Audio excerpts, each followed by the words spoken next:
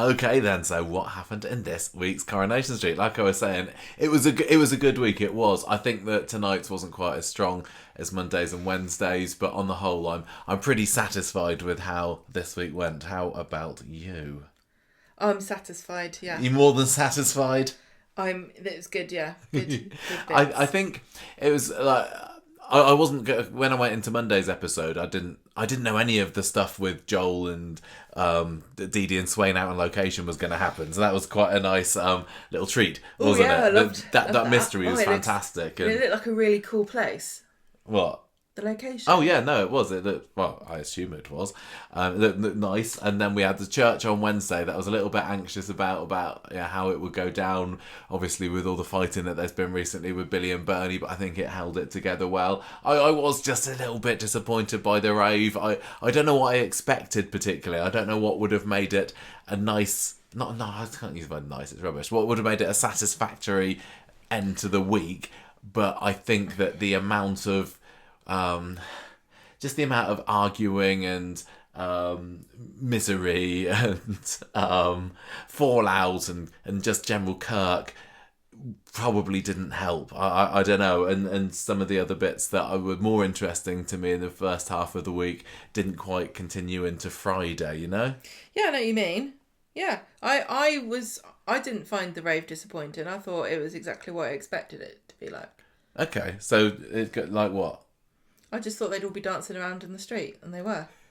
I was kind of went into the episode hoping that we'd end it with a feeling of everything's great now, and Bernie and Billy have made up, and Billy's realised that the rave is actually a great idea, and I know we kind of did feel that at the end because Bernie was able to extract him from the floor of the flat, but the episode to me was just overshadowed by the fallout and the silly ashes and the idea. The silly ashes? Well, just the ashes on the podium and then the idea of them getting blasted into space. I don't know. Maybe as we kind of get through to those episodes, I'll be able to explain my thoughts in a little bit more detail for that one. But yeah, on the whole, I still think it was a pretty cracking week, to be honest.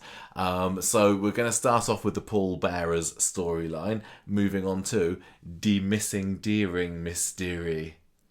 Oh God. Yeah, you haven't seen that one before, have you? No, that was stretching it a little bit. Is Fizz gonna pop? Is storyline number 3. Yeah. Got a bun in the oven, and then we've got the plat. That was nice. Oh my God, I've got to use better adjectives than nice today. Plat 6 surgery is next, and then there was a tiny little bit of the mason and the carpenter. You're much better at being respectful than me, Gemma, so can I pass the Paul storyline over to you to synopsise, and I can jump in with my thoughts as we get there? Is that okay? You down with that? I'm down and sound like a pound on the ground. Nice. Can you just pass me the cup of tea over before we get started? That I made you. Yeah, thank you very much for my nice cup of tea. I need a good slurp. So, pallbearers, Gemma. And can I just say, Todd stole my pallbearers joke. I know. He did it, like, I feel... Well, I think it was low-hanging fruit. It was a little bit. It was either going to be Todd or David that was going to say it, to be honest, wasn't it? But I got in there first, saying. You think that you came up with this before the writers did? Yeah, they only just threw this episode together on Tuesday evening, probably. Just quickly, bash it out. Got to get this done. Right. So, Monday then. On Monday, Billy goes round to number 5 to see how Bernie's getting on, and she's up to her eyeballs and bits and bobs trying to get this rave together.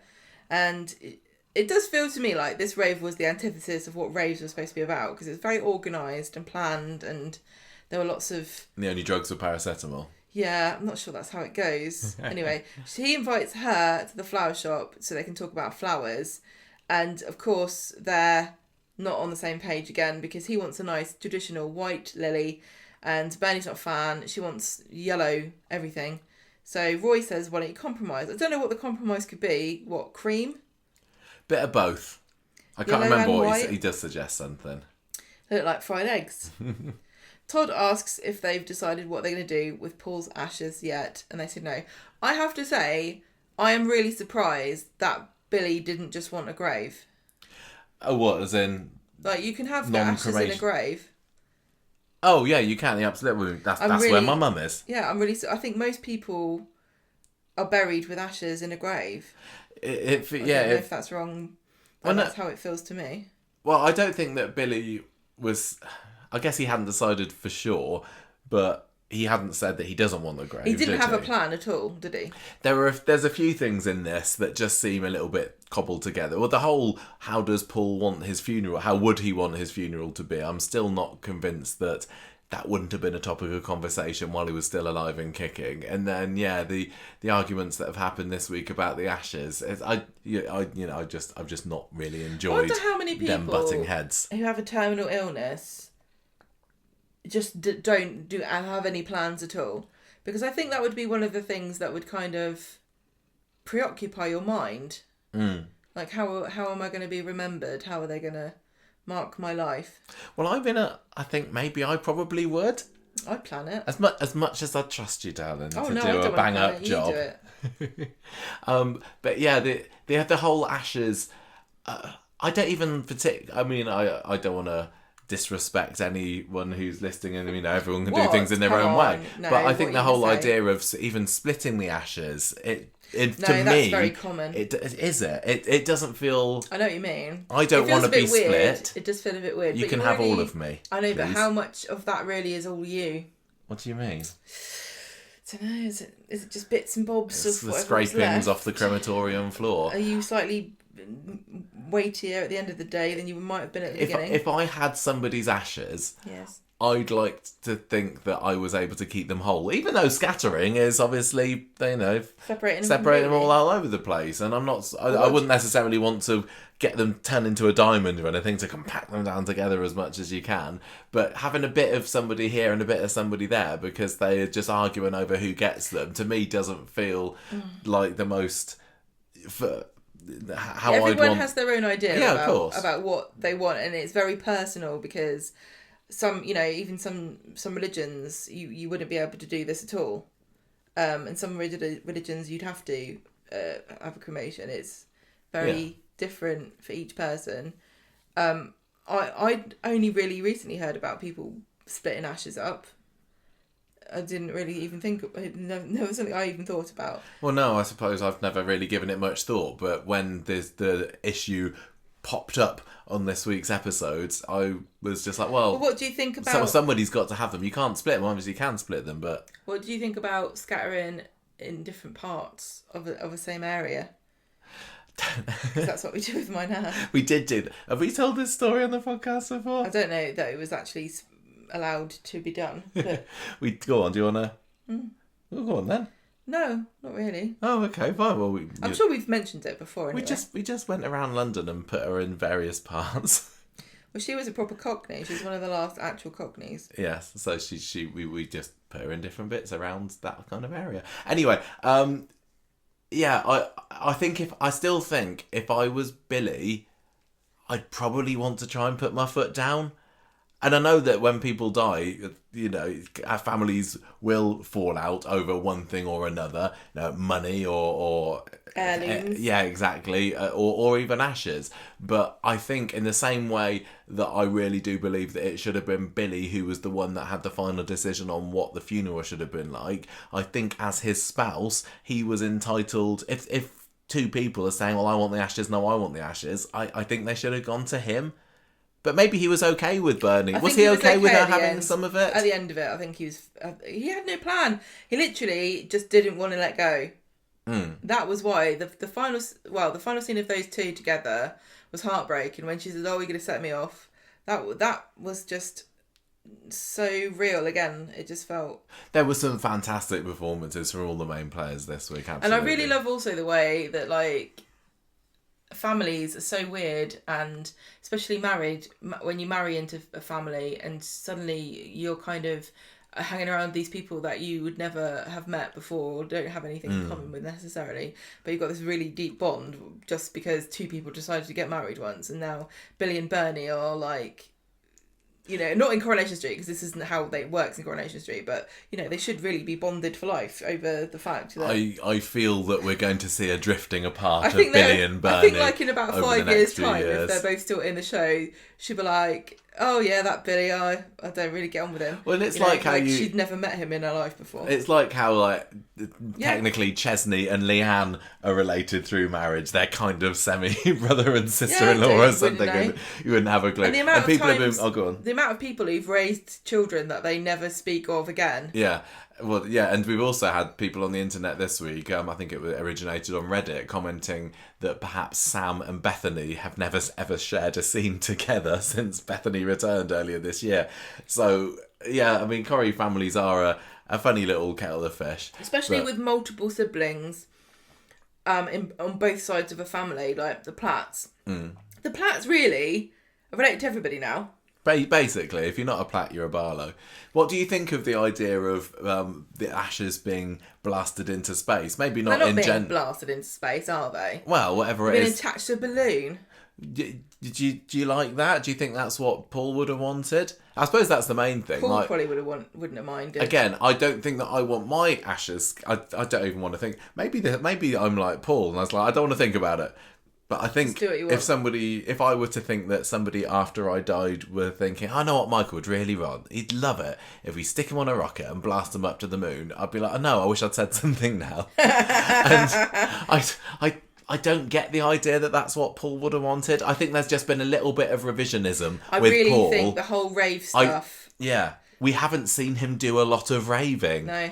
I don't think he wants to be blasted into space, but then equally we didn't see much of his Christianity, and I've been banging the drum of he should have a proper Christian funeral. What would he want? I don't really know. I can believe that he used to like going to raves, but I don't believe that it's his life like Bernie. I think it's Bernie's life, and I think Bernie's gone on about it so much. He talks about the old days and raving, and I used to know this guy and that guy, and we used to do this and that, and dance to this, and all night long, drugs, whatever.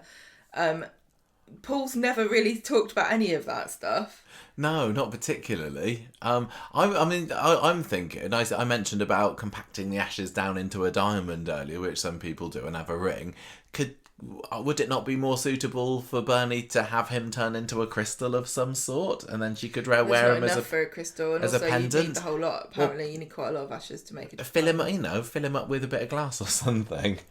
It's like water in the wine. Put a little bit of glass or plexiglass or plastic or something in to make a lovely crystal of Paul. I think that she would have preferred that, and it almost feels to me like the idea of blasting him into the air is a little bit like out there. I mean, even Deb's reaction when he first hears about it on Wednesday is, what on earth are you talking about? And it feels just slightly like a bit of a pie in the sky Corrie writer's room idea rather than a natural idea Bernie would have got.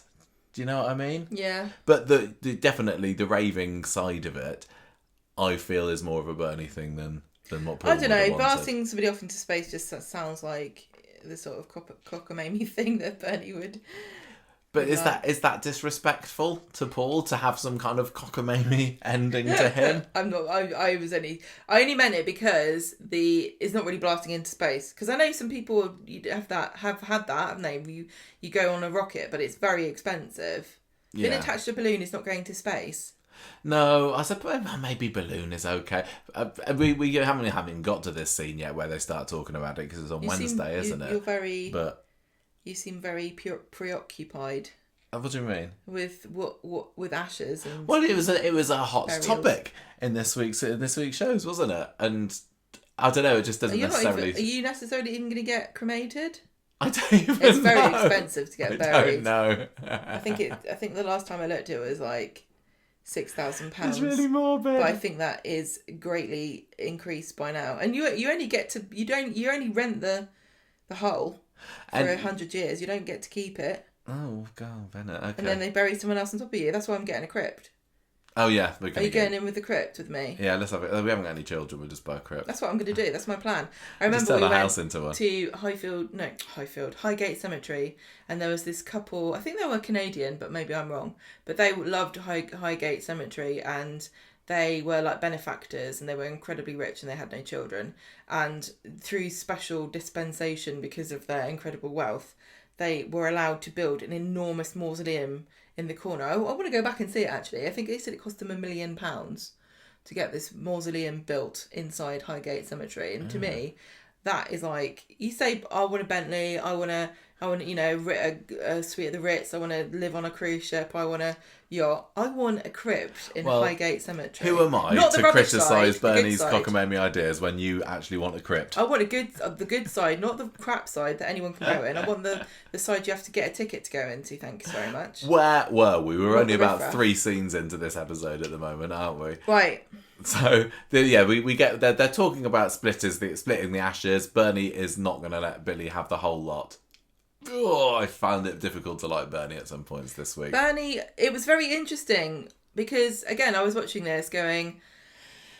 I'll be fair and open-minded because I was really caught off guard by the amount of people who were on Bernie's side originally when it was clear that... It was kind of clear to me that Paul had a religious side to him and that I thought Billy was perfectly within his rights to suggest the most humdrum and normal of farewells, which is to have a Christian funeral service. Well, I didn't really think that was some kind of outlandish demand that he should have been lambasted for on the internet, but he was. And then this week, because I was so caught off guard, I was like, right, okay, so I'm going to be completely neutral here and just take it on individual merits of who do I think, like I've got to be open-minded. And again, Bernie was just being a bit of an arse, and I think she was really horrible on Wednesday. Let's see when we get there for that. But is this a little bit like, when we were looking into weddings and I was quite surprised to see how many barn weddings there are versus church weddings, when I just kind of assumed that lots of people had church weddings, even though I totally get that a lot of people don't have religious beliefs. I just kind of thought, well, people still want to get married in a church, don't they? A lot of people do. I probably would have thought that about funerals as well. I don't know. Just to be on the safe side. No barn funerals. Don't know. I don't know. But anyway, let's get back to the episode. So I was, on Wednesday, like I said, because I was trying to be neutral, I still thought Bernie was out of order. But I still come on Twitter on Wednesday evening and people go, Billy's so sanctimonious, I hate him, he's such an arsehole. I'm thinking, I just don't understand, even if you don't agree with anything he believes in, that you can really think that Billy was in the wrong when he was really treated quite badly by Bernie. And I have sympathy for both of them, but I just can't. And even when somebody is in the wrong, I can still completely empathise with them, and I feel bad for Bernie, and she was just lashing out because she was grieving, but she wasn't in the right. No, I don't. I really don't think so. Anyway, sorry, I'm leaning back a bit here because the cat's on my lap, and I'm trying to. Right, so where are we? Still here, yeah. Right, so the 50-50. Could it be? Yeah. Poor. I feel really. Yeah, Billy's. The other thing also too is to bear in mind is, take it on face value, because in if this was real, Billy really should have a bigger support group than he does. He's only got Summer. But at the moment, it kind of feels lopsided because you've got Billy alone hugging this pillow made of Paul's shirts. And, Todd comes in every now and then to see if he's all right, and Summer's there. But Bernie's got this big, massive family who are all grieving and on the same page and in tune with what she wants and supporting her and cheerleading her. And Billy's not really got anybody like that really support. That was who Paul was. But I think that Todd's stepping up to the plate doing quite nicely this week. Was he? Oh, yeah. Right. So Bernie's Dev's come back, from wherever he was mysteriously. Yeah, there was a lot of people just coming back from mysterious hiding places, Michael, this week. I think he was off to get some stuff for the rave. Do you reckon? I reckon he smuggled it through. I reckon he was on a secret holiday with Gail. And they said, we'll come back in different episodes just so nobody will know. Nobody realised. And look, we've overspent it, so you're going to have to sell your house to pay these credit card bills off. Oh, it was on Monday that the space ashes story comes up. Because this is when she's in the pub with Dev, isn't it? And well, she says, I want to send his ashes to space. Now, I'm not completely against this idea. It sounds like a good... If you're going to scatter them, you might as well scatter them in space. And if you're like Bernie and you believe that everyone in the universe is one with each other, well, you're just sending them back to the source, aren't you? I guess you are. But not on a balloon, though. On a rocket, I say. Mm. Anyway. Well, maybe she could send them up with those... when they rescue the astronauts... Oh yeah, the ones that the stranded ones. Maybe there must be. Surely there's got to be a market, because they're going to blow up this International Space Station soon, aren't they? Because it's. Are they? I think it's run out of usefulness. I know how it feels. maybe they're gonna We're gonna blow you up. fill me with ashes and blow me up. Oh, Well, they could do that, couldn't they? Send a bunch of ashes up there and just blow it up. Imagine saying, "Oh yeah, my mum, she got blown up on the International Space Station." That's a story. That is a story. Dev's like, I can't believe what I'm hearing here, and Bernie's just like, oh, imagine him wafting down from the sky like a space cloud or a rain shower. It doesn't sound. It sounds romantic. I wouldn't like to be rained on by Paul. No, I think you'd have to have a shower. But it's not pure and natural, is it? I just think that maybe putting him in the ground would be fine. I think he'd probably prefer that. But what do I know? I don't know him. I don't know if he would prefer that. I don't know. I don't know.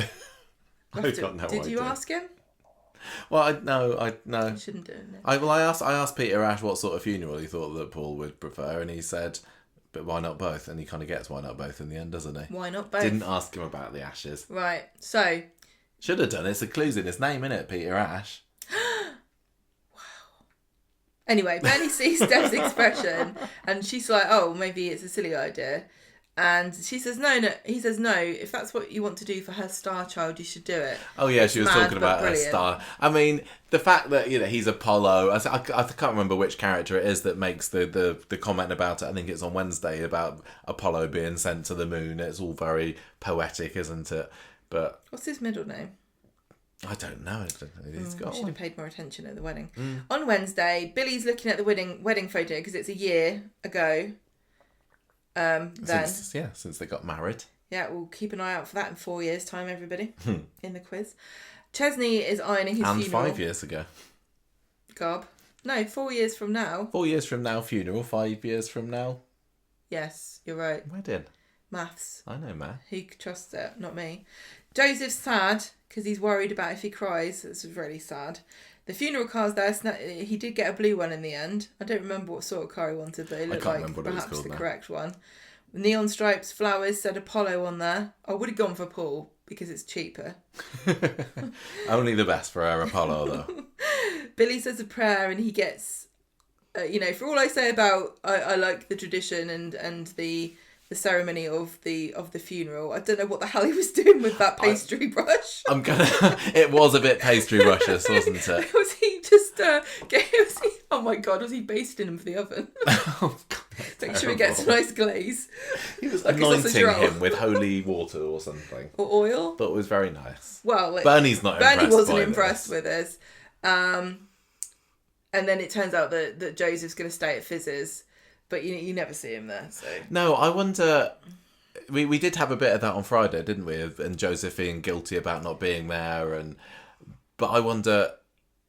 I don't know whether they're going to go any further with it. Or whether it was just a case that they didn't want the kid to go to do the maybe they just don't let the children available. do the funeral or the church scenes because they're so bloody boring. Yeah, it'd be too fidgety. I think that they are it's just really hard. And I don't know how long they're allowed to film for. I don't think they could film it. I think they do. They walk down the aisle sometimes, don't they, for things? But I think they can just walk them down and walk them out. All the quads did the wedding I don't think last year, they sat there, did they? I don't know. Picking their noses. Probably. Anyway, I thought that was an interesting choice. I thought possibly wasn't needed, a bit of a time filler, but... It's not like they were going... Because surely there's a limit to how much they can film, right? Legally. So surely they were like, yeah, get the quads in the church. We don't use them for anything. So it doesn't matter if we use up a week's worth of their time on this. Whereas Joseph, you want him in other scenes. But he's not in many other scenes. But he's anyway, in more than they are. But I thought it was not. I thought it wasn't necessarily needed, but it did give William Flanagan a chance to do a lovely little performance, which he did. Yeah. So there we go. And if you haven't tuned out yet, I will still continue. We are really waffling tonight. Idiots to just pontificate about things we have no idea about, so we shall continue. Billy's preparing in the church and Denny's there, so this is their dad, who is estranged. Paul's dad. He's drinking and he drops a can and he's like, I don't know where else to go, and Billy's like, I've done worse in here, to be honest with you, you're right, just don't steal anything. I know. I'm sure that the anti-Billy brigade, when he was having a go at Denny there, was very holier than thou. He was literally 10 paces away from the aisle where he was shooting up heroin not 5 years ago. But did you know that Denny was going to make an appearance? Had you heard this one? No, I hadn't. I thought it came out of the blue a little bit.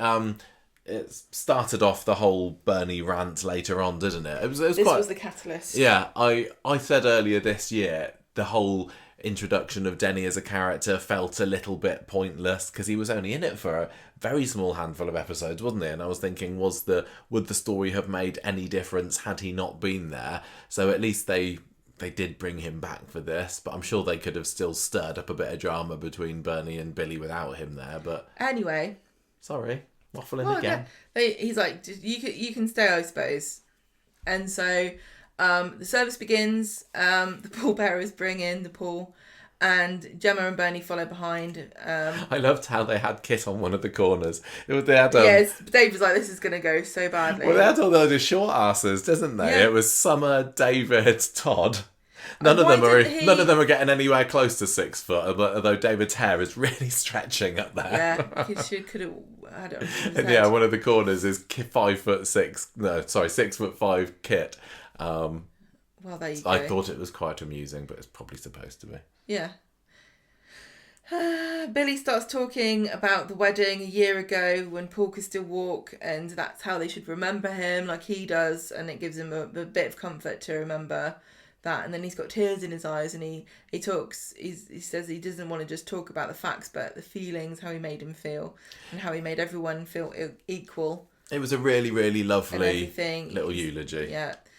Denny's just sitting there glaring, and Billy's continuing to talk about he had a smile for everyone. He was so resilient. The universe was a better place with Paul Foreman in it. There was one bit where Billy talks about this church, St Mary's, was really special to Paul. This is the church that we got married in, and even there they cut to Denny, who was kind of glowering away. So I was wondering whether there was a little bit of homophobia there in Denny. I don't know whether I necessarily got that from him before, but or whether I wouldn't be surprised. No, he's not a very nice kind of character, is he? No. But yeah, the speech itself was brilliant, and Daniel Brocklebank gave a fantastic job. This was this is the first half of the episode, wasn't it? So this was a Jan McVerry start to the episode, and they really did bring out the big guns from the writers' room this week, or a lot of them. They did. They had Jan McVerry on the first half of Wednesday, then Jonathan Harvey second half, his final Coronation Street script, and I'm really glad that he went out with an episode today. Exactly, I'm glad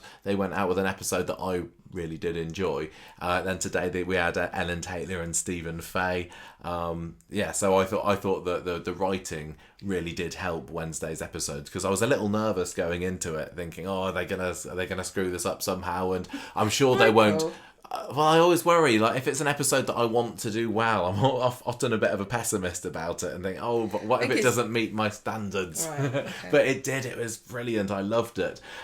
Even though I knew that there'd be argy-bargy between Billy and Bernie, because kind of there just had to be, didn't there? And I'd not been enjoying that. But the way that it came out, it kind of worked for me. And this eulogy here was lovely. I think my main letdown about the funeral was just how empty the church was.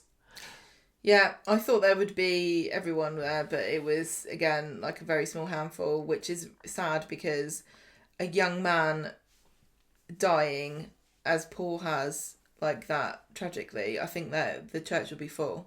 I think the younger you are, the more people will come to your funeral, because you just know more people. Well, considering how much Billy, and then I think it was later Glenda, was making of, we all love Paul, he had a smile for everyone. Yeah, well, we'll come to his funeral. Can't bother to come to his funeral, though. Also, his congregation would have come. And I still wonder about that line, about Dee-Dee saying, Paul and I have gone to the church a lot. I just don't understand whether they just wrote that in and went, no, we'll just pretend that never happened.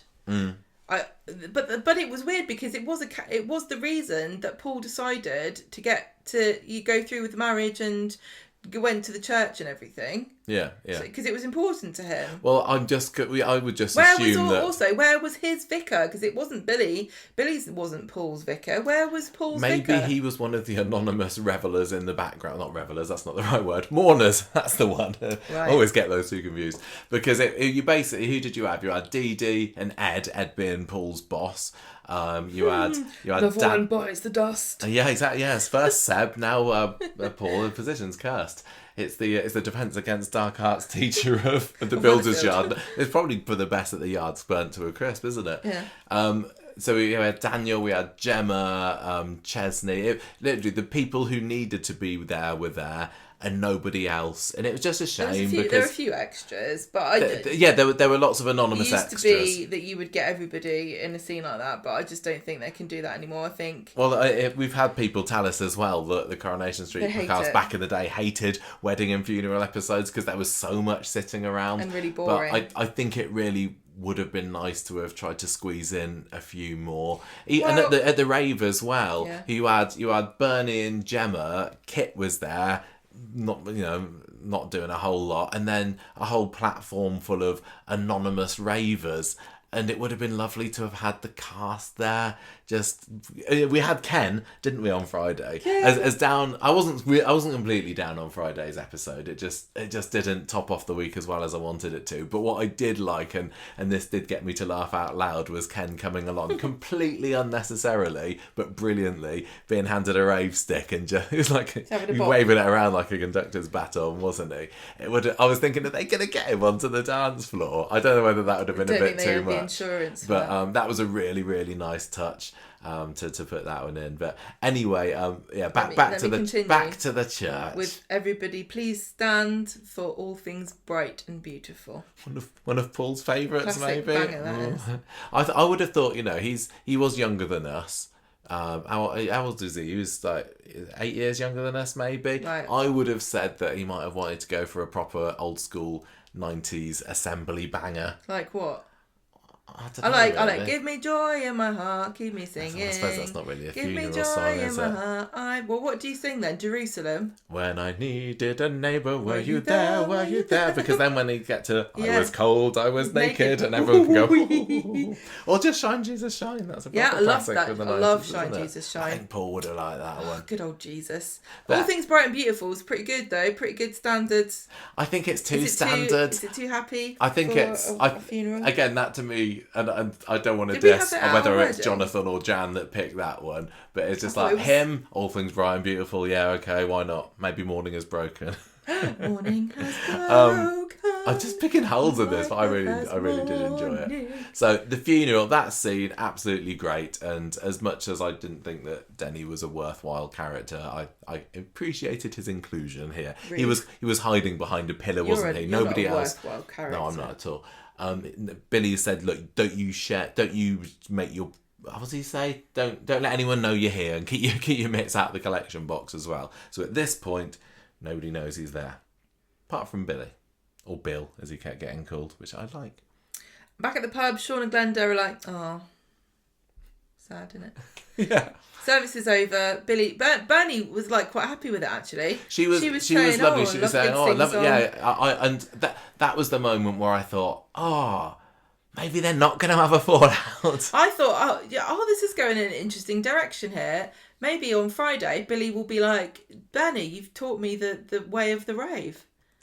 I taught you the way of the." And Bernie saying, "Look, can you baptise me now? Dunk away." Classics in church, and you've taught me about blowing a whistle in someone's face as I dance around to techno. The thing with the funeral is that we saw just the tiniest bit of it, didn't we? We saw the eulogy in the start of the first song. There is an awful lot in the service that gets very prayer-y and a bit. It's a bit preachy, isn't it? Bit preachy. There's something that Billy said in his speech about being preachy. It was funny, but I think that there would have definitely been aspects that Bernie would have been very uncomfortable with. Quite boring. I think she would have found it boring and uncomfortable. Yeah. She even says to Joseph earlier in the episode that churches are bells. Yeah, exactly. And again, I think they've maybe forgotten the fact that she used to clean at that very church, but never mind. She's saying, "Oh, I really liked it. Well done, Bill. You've done a lovely service." But then she sees Denny and she's like, "What is he doing in here?" She says, "You should be ashamed of yourself. You coming in here in the state drunk." And Billy says, "Oh, I said he could come in and stay." And Bernie is not happy about that at all, and asks him, "Have you forgotten what he did last time he was here? He should be in the coffin, not Paul.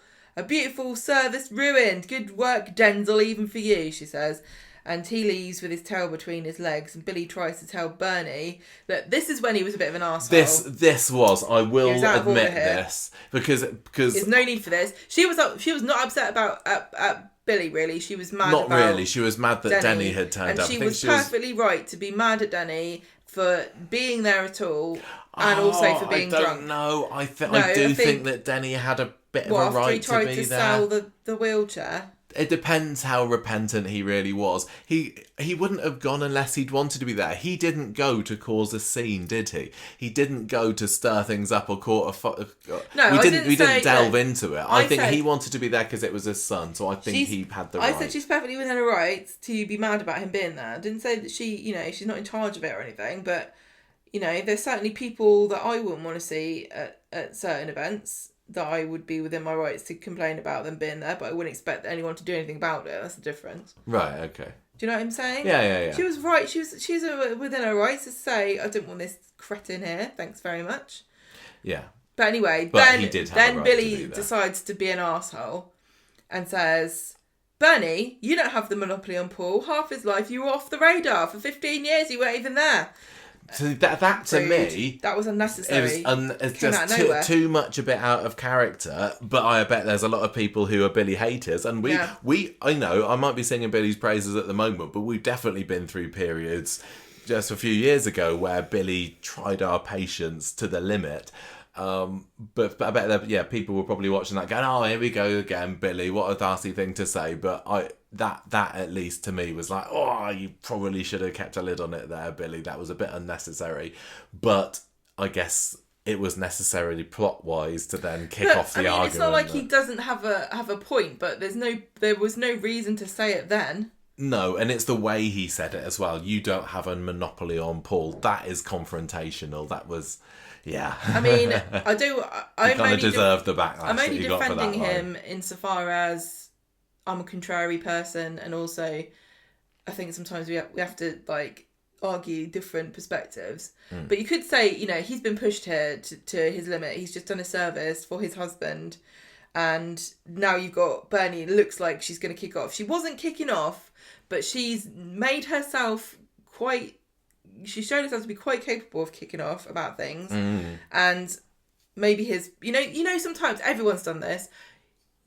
Somebody pushes you to the point where you're teetering on the edge, and then they do something that's actually quite innocuous, but you cannot handle it anymore, and you just go off. And I will say props to Bernie, because she went along to the service, she tolerated it, she admitted to Billy that was quite nice actually, and that took a lot of guts for her. I know, because it made her feel uncomfortable, but she did it because her son's husband wanted to do that. Yeah. She didn't have to go. No, she didn't have to go. She could have just said, look, you do your thing, I'll do mine. and I'll do mine. Exactly. So good on her for going.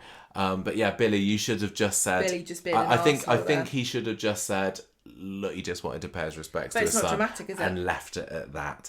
But yeah, it Why was do that when you very incendiary what he said about you don't have the monopoly on him. And you weren't there. Yeah, you weren't there for 15 years. For that. That was not the time to bring that up, Billy. Really, really wasn't. She says, I was there when it mattered. He's probably the end. Thing is, he'd probably been thinking that a lot over the past 2 weeks. He's not necessarily vocalised it, but when he thinks, no, he should have this Christian funeral, and I should be the one getting his ashes. But he's been thinking it. You don't know what Paul has said.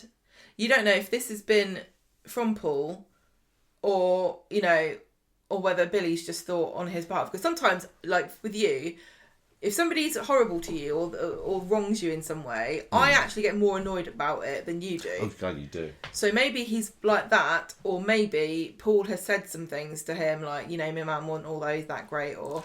I mean... What has he heard from Paul? Yeah, but Paul went like through the period a couple of months ago where for about a week or two he fell out with her. But In general, he was a lovely, forgiving chap, and I don't think he would have said that. But what made it even worse was that Bernie has had these doubts about her own parenting, hasn't she? She blames herself for Paul getting MND, for all the raving she did when she was pregnant with him. She feels mega guilty about not being there. Rave for his funeral, no, she feels totally guilty about not being there for 15 years of her life, and now for Paul. And Billy knows that she does. Surely he knows that. That was a really, really low blow. Dear me. Drama. For the drama. But does that excuse her for what her next move is, which was firing back? Well, that when he was already dead, Billy, when you phoned him up and you thought you were saying your final goodbye to him. Yeah, she says, I was there when it mattered at the end, and he says, well, I couldn't be there at the end, but I was there every morning in the run up to it, and I could still say goodbye on the phone. And she said, no, you didn't. Actually, she should not have done that. But it was clearly we were waiting for it to happen. So in a way, I'm glad that the plaster has been ripped off and it's not been hanging over us like the sword of Damocles or whatever it is. But it's that was not the right time for that Bernie. That was an arse. They were both move. horrible to each other here. I can't see how anybody could come away from this going, yeah, maybe this is what Paul secretly wanted. He didn't say how to celebrate his life, but because he is a soap character, maybe he was like, really secretly, what I want at my funeral. All I want is a blue car and drama, and people to fall out with each other and have a big screaming row in a church. Despite all this, though, the way that the performance was done and the way that the script was written, it didn't feel particularly engineered or contrived the way it came out. I kind of do get how the characters were led to saying that. It didn't feel unnatural. I kind of thought like it escalated like to ridiculous amounts, but it was. It could have been a lot more clunkily done. A bit of an emotional moment. Yeah, who's emotional day? So he says that you tell me you're lying, and she says no, sorry, but you shouldn't have let Denny into the funeral. You've really threw me. And Billy's like, I can't believe it. You're something else. You're killing me. But a bit more dramatic than that. So they go to the pub, the mourners. Gemma is not the understudy for Dan Brocklebank. I am. They just tell me, I'm like, hi, is Dan coming in today? And they're like, yeah, he is coming in. No, he's gone on holiday again. He's sunning himself. No, they say, don't come in, Gemma. We don't need you. I'm like, sure, I can do it. Listen, we are gathered here today. Yeah, we know, Gemma. You can do it. You're great. You're great. Just remember, you don't get paid unless you come in. Have you got the pipes to sing as well as old? And did those feet in ancient What was the song that he was singing in the pub later? I can't remember. I didn't recognise it, but I've got a lovely bunch of coconuts. Next, mourners are at the pub. Summer's looking for Billy.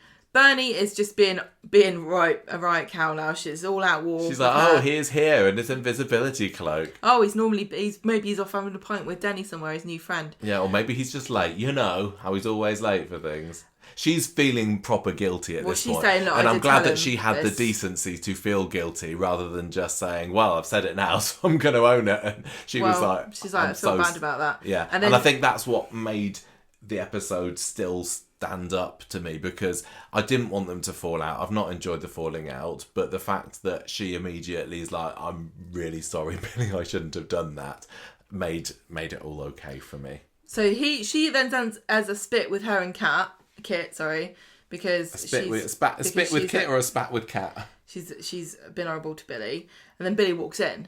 And Benny tries to apologise and offers him a drink, but he's steaming already. And Billy's like, everyone say something nice about Paul. Go, Glenda, go. And she says, well, he was always smiling. And everyone else is like, God, don't ask me. I've forgotten what he looks like. Who was it? He asks George to say something about Paul. And I quite like the fact that George said, I didn't really know him. Because that kind of does ring true to real life. It doesn't ring true in Coronation Street whatsoever, where not only does everybody know each other, they've got each other in their phone book on their phone. No, but they don't. I think they're doing that more now, and I don't know whether I like it or not. They're making it more obvious that some people just do not know each other. Yeah, and that would explain the half-empty church as well. That never would have happened in the old days. No, it's because people don't go to the Rovers anymore. That's where you make your strongest bonds in Weatherfield, isn't it? They're all just on their phones at home or at the bistro.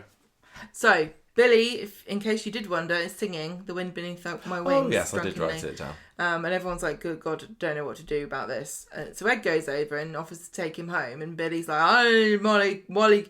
I don't need Molly coddling, so bugger off. And goes away. And so Bernie sends Todd after him. And they go and sit in Victoria Gardens. And Billy is lamenting about the last thing that Paul had him say was that he's lost his phone. And Todd says it's better than bugger off. I can't believe they got a bugger off on Wednesday's Coronation Street. Special dispensation from the Pope. Pope. So they get one bugger a year. I don't know about that. Maybe Paul liked how the last thing he said was something normal. Suggests Todd. Yes. And Billy says, the only thing keeping me going was the thought that at least he heard my voice on the end of the phone in his final moments. And now I don't even know that he had that. I can't remember whether I mentioned it here before, but I have seen it mooted online that Paul did hear the beginning of Billy on the phone. I think he did as well, but it's irrelevant now because the only witnesses to that would have been Bernie, Gemma and Summer, and they obviously didn't get that happened. I mean... we saw that. They might have seen it. I mean... But why then Summer could turn around now and say, look, I think he did. But Billy wouldn't care. It's irrelevant now. Yeah. I agree with that. I think that's what did actually happen. Paul kind of heard Billy one last time and then let himself go. And I think if Billy had maybe been told that from the beginning, I just wish that he'd kept on believing that his whole speech had got through. But anyway. They go back to the flat and Billy collapses on the sofa and Todd says that Paul died knowing that he loved him and that counts for an awful lot. And the final moment was just a tiny little corner of the jigsaw of his life. But, Todd, the corners are the most important part of a jigsaw. That's the bit you find first. You've got to get the four corners so you know where you're going, okay? He tells Billy Paul will always be with him in his heart, and then Billy goes... kiss me, Todd, and tries to... Oh, God. Well, he doesn't say that. Well, no, he just does a lunge, doesn't he? What did you think of that? Oh, here we go.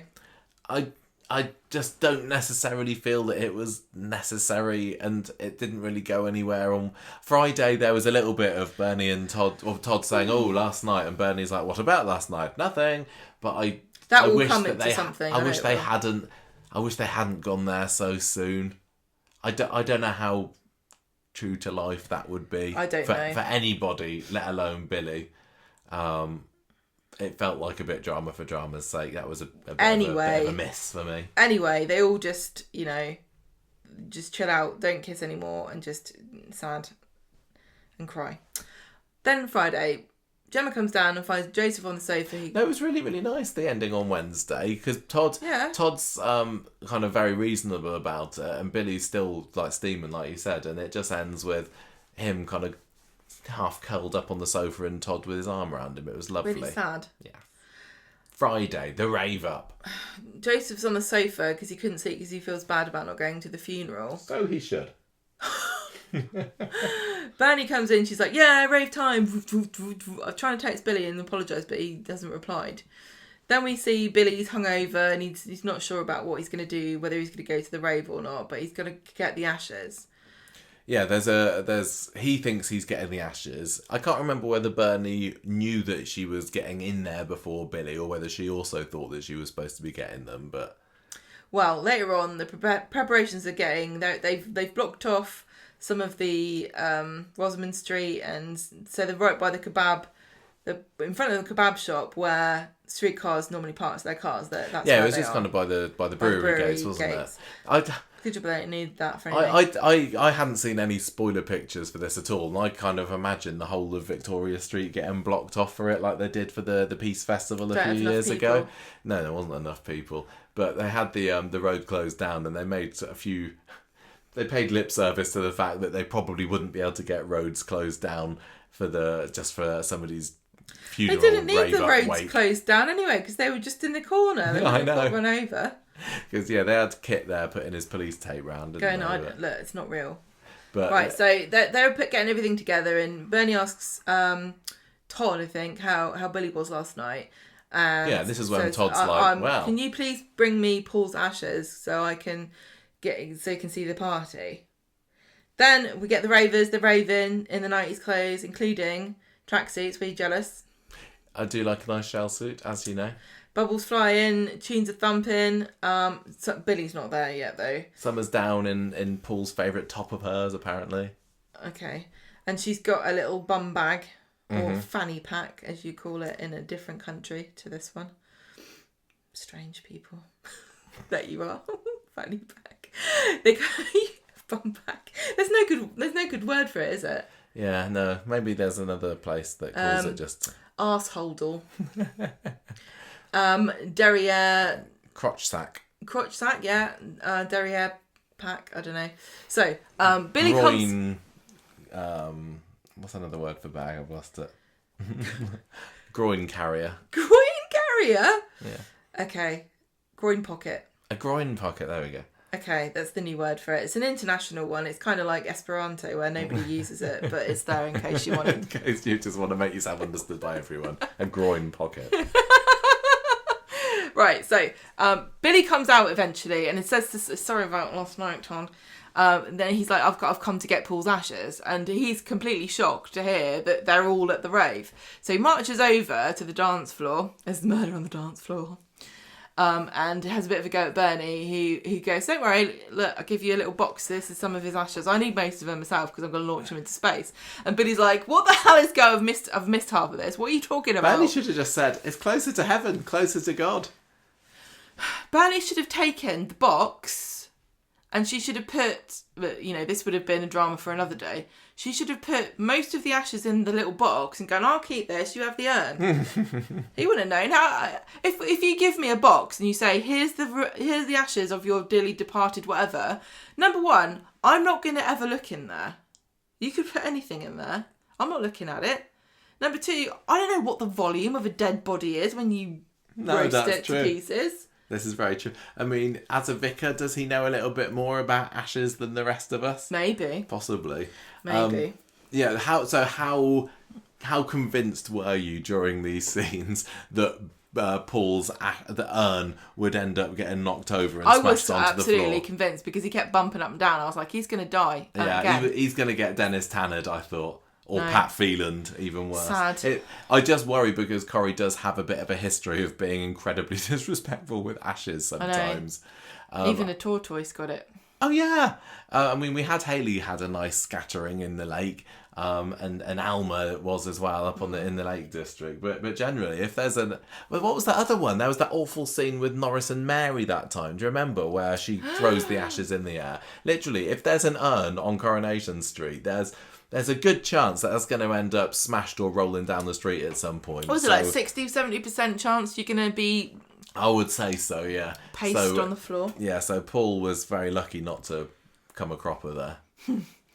Right, so... Bernie gives him this and says, I'm going to launch it into space. And he's like, I am not having this. This is disrespectful. You're disrespecting me. You can't take his ashes. Disrespecting Paul. And Summer says, look, yeah, Bernie, I'm gonna really stand by him here. He was the husband. You're acting like you're the only one who's got any claim on Paul, but Billy really should be respected as well.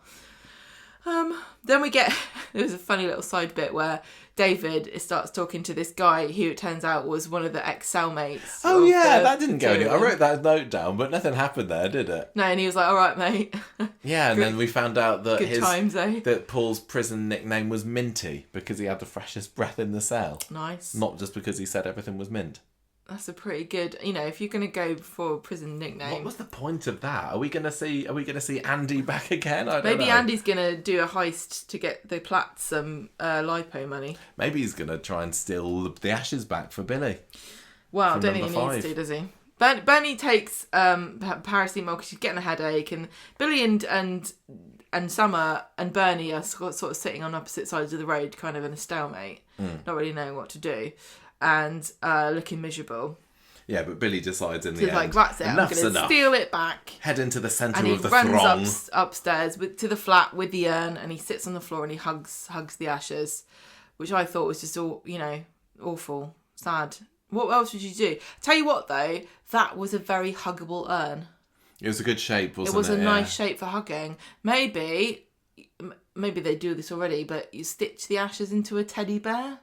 Yeah, it could do. Just don't be sick on it because you can't wash it. No. Oh, yeah, he's got his pillow to hug. Maybe he could have wrapped his urn in Paul's t-shirts instead.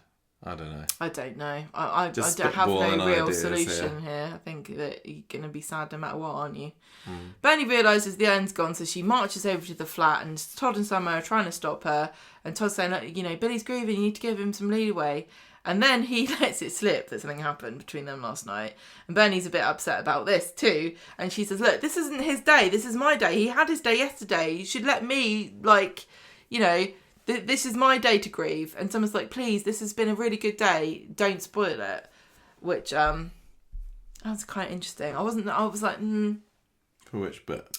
Well, someone's saying don't spoil it. Like, I tell you what, 100% guaranteed, if I'm in a mood and it's supposed to be a nice occasion, and you say to me, don't spoil it, I'm going to spoil it. That's the only solution then to the problem. You don't like being told what to do when you're cross, do you? You really can't. Yeah, but I don't. It's like Summer's saying just trying to be a peacemaker here. It's like saying, calm down. That's not going to work, I'm afraid. It's going to make it worse. Saying don't spoil it, you're basically asking for me to spoil it. Well, it doesn't. It works on Bethany. Well, it works on Bethany. She's a very reasonable person, apparently. She goes upstairs. She finds him on the floor. She joins him there, and she says, he's crying. He's going, you can do what you want. I'm not letting go. It'll be like losing him all over again. You can shout and scream, but I'm not going to let him go.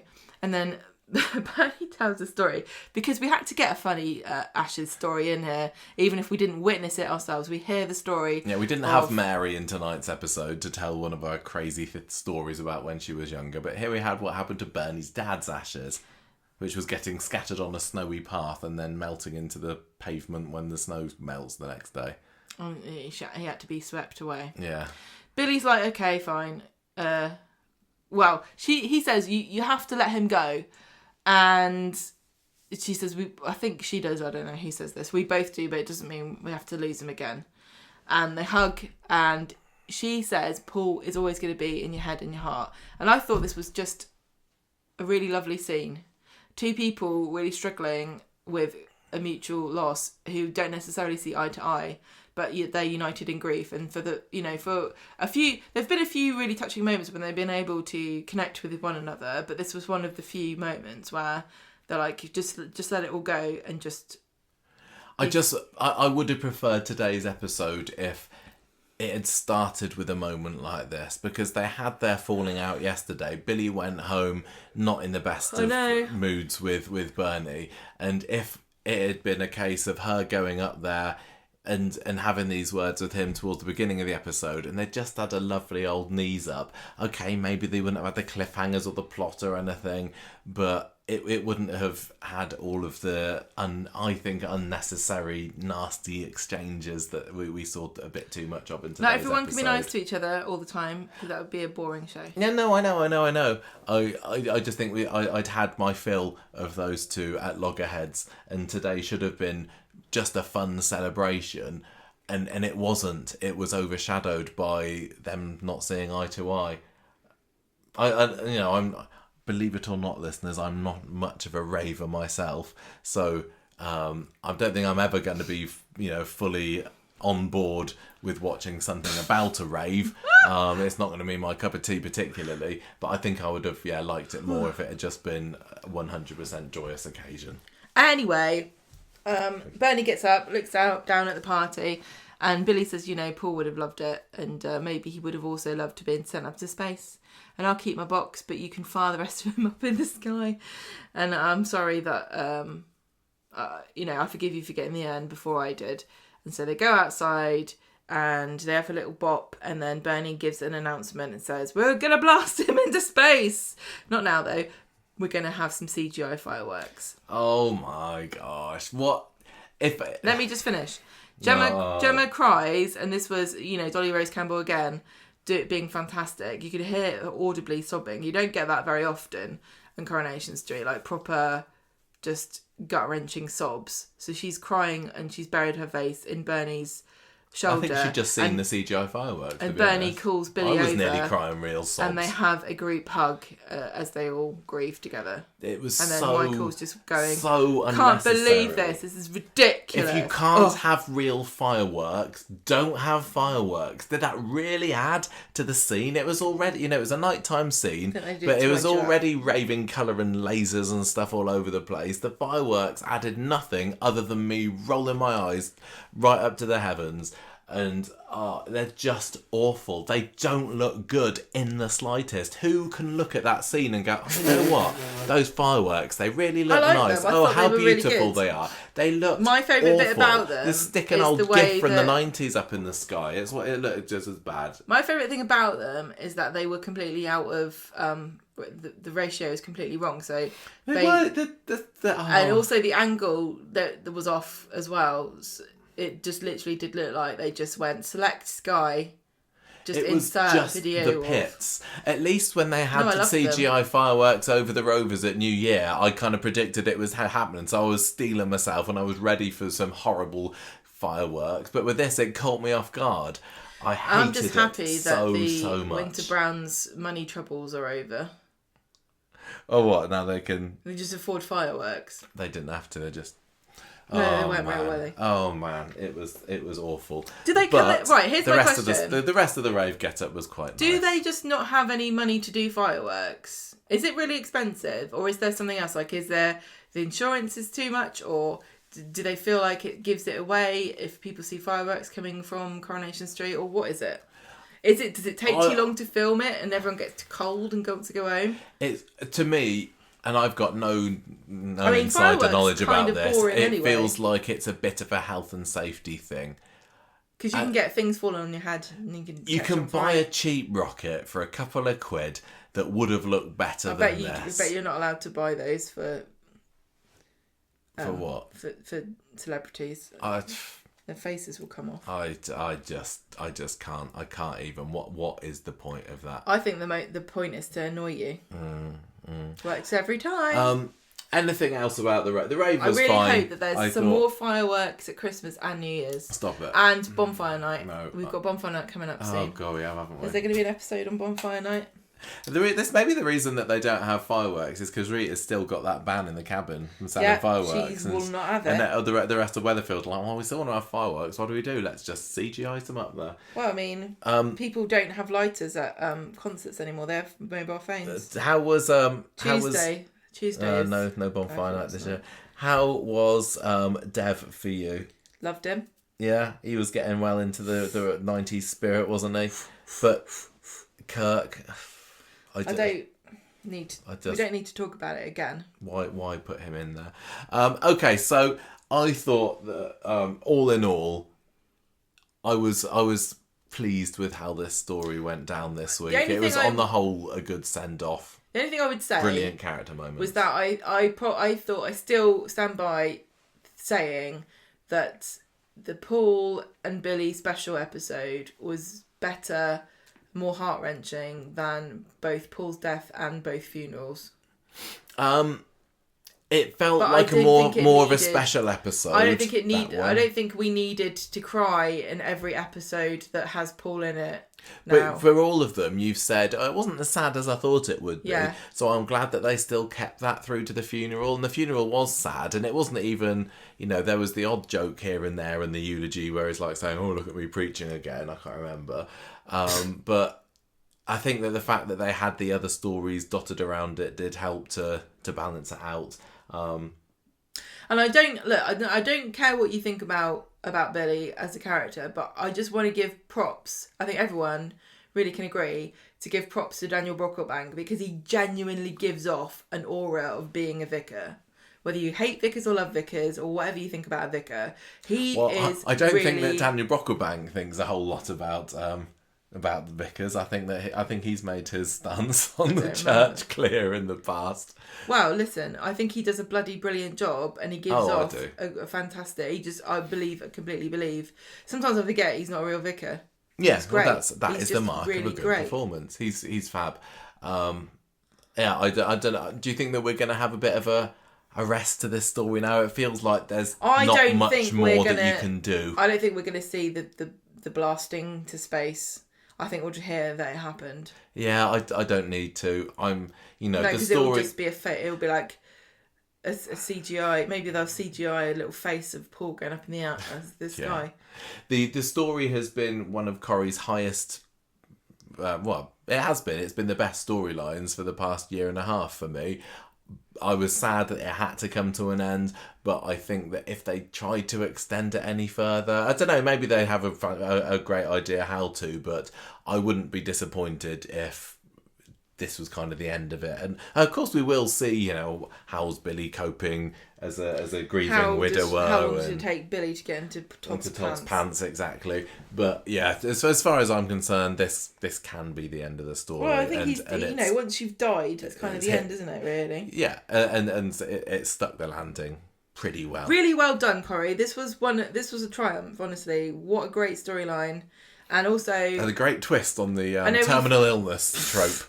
We've had our criticisms of some of the weird side journeys we've gone on this story. It was better and when it was just pure Billy, Paul and MND stuff. Didn't necessarily need, Bernie's going to prison, Bernie's got a new son. Those were all kind of distractions. But the pure story of it was, and the human moments and the really touching romantic moments between Paul and Billy... And teaching us about MND without feeling preachy. Yeah, that it was an issues-based storyline that was so well done. Yeah, it was great. Good job to all involved. And so, onto the missing Deering mystery. This was a lot of fun on Monday. Are you ready to move on to this one? Yeah, I've just got a sore finger. Yeah, Gemma was taunting the cat earlier. I was playing with the cat.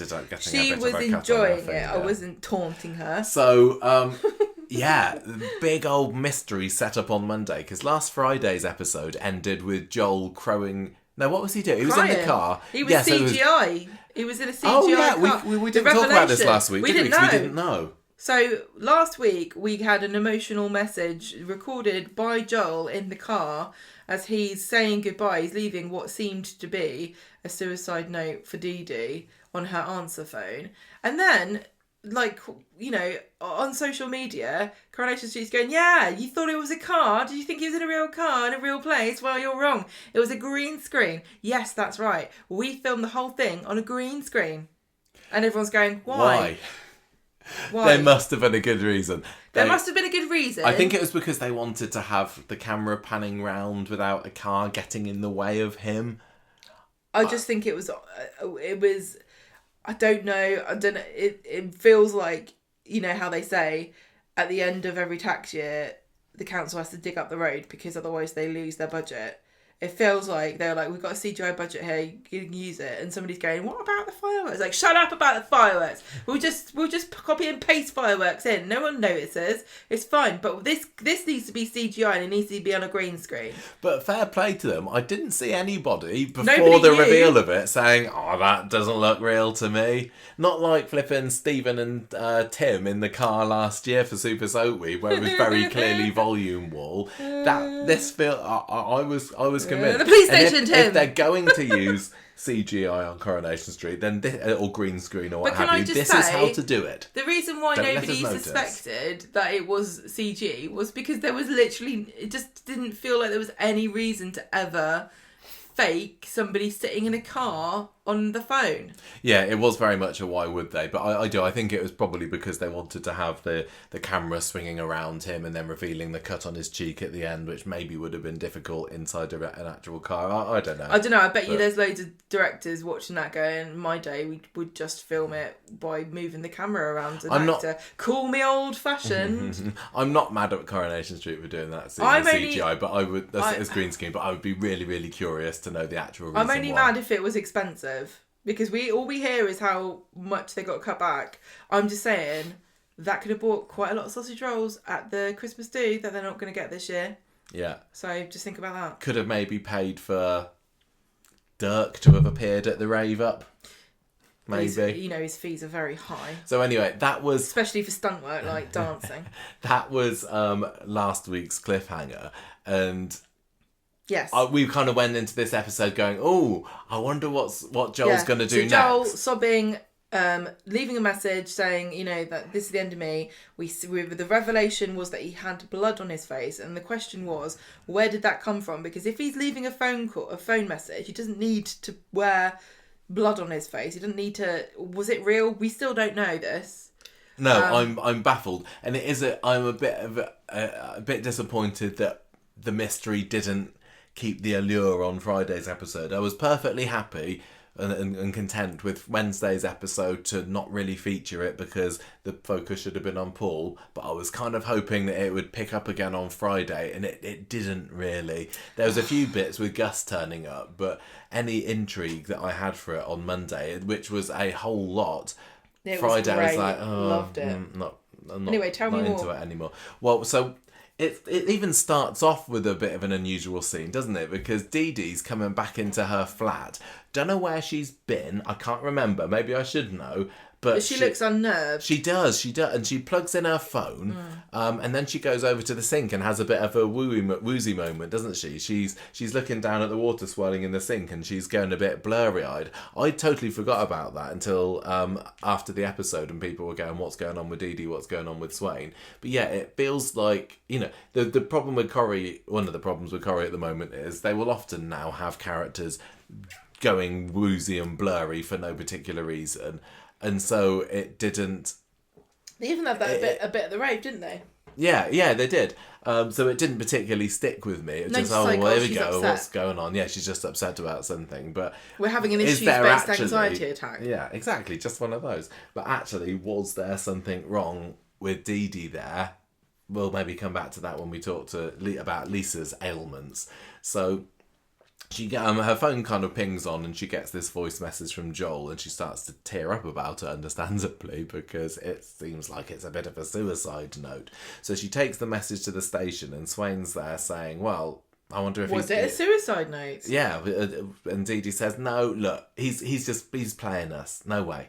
Kit comes in and says, oh, we've done a bit of triangulation here in our special police control room, and we have found his phone signal. And so we know exactly where he was last night when he left this message. The green suite. Yeah. He was in Studio 4. No, he was out in the countryside. I hadn't seen any preview pictures from this week at all. So when we then cut from that to a lovely drone shot of Corrie out in the country, then they would have filmed this right in the middle of August, probably, wouldn't they? When it was lovely and sunny. Idyllic. Loved it. Really, really nice. Really, though, again, felt like an episode of a different programme, because we had these beautiful sweeping drone shots. We had the countryside, the beautiful rolling hills, and the aqueduct, and the car parked underneath the bridge, and I think it was actually a viaduct. Some kind of duct. And the abandoned caravan, and the high grass, and Dee-Dee walking through a field looking intrigued. It's like, wow, this is like Midsummer Murders or something. This is great. But it's also not very Corrie-ish. But I don't know. I'm kind of in two minds about it, because I do love all this stuff. I really, really appreciate it. But I do think, there are definitely people who are right to say, since Dear Swain became a regular, it does feel a bit like a cop show at times. And I don't know what the solution is to that, really. I guess you have to watch EastEnders. Solve the crime and then just go away for a little bit. I just think, I don't know why I think this, but I kind of get I wonder whether Swain is going to stop being a cop after this case, or at some point. It all depends what she's done, if she has done anything. Well, right, let's get to that. So they stop at this viaduct, do Swain and Kit, and they find Joel's car there. It's empty, but when they open it up, they find there's a note on the seat. What does it say? Well, it was a suicide note, wasn't it? It's a receipt from... No, it wasn't. From Greg's.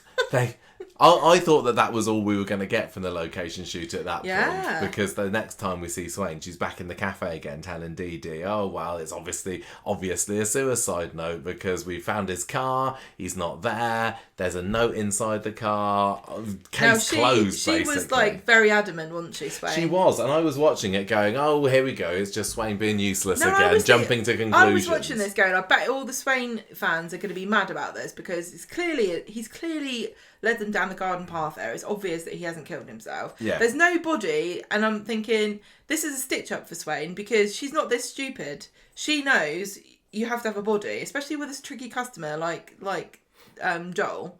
Why is she so keen on just shutting everything down and going, no, suicide, don't need a body for suicide? Oh yeah, I wasn't suspicious at all until I read some theories online afterwards. I was like, oh yeah, because this was also the bit that we see her doing a little and my tummy hurts, and that's not been mentioned at all on Wednesday or Friday's episode. She had a very temporary but seemingly quite incredibly painful. And it only happened.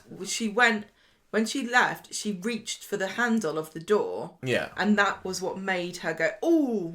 Yeah, and then she goes outside and she sits in her car after speaking to Carla, and she has a bit of a moment there as well. Yeah, because Carla goes after her and goes, are you okay? Something's happened to her. You're the only one that asks me that. Oh yeah, there's something happened to her. But is she sick or is she injured? And I just was like, oh, she's sick, but that's weird. I wonder what's going on there. Bloody hell, if she's got cancer, then I quit. Oh yeah.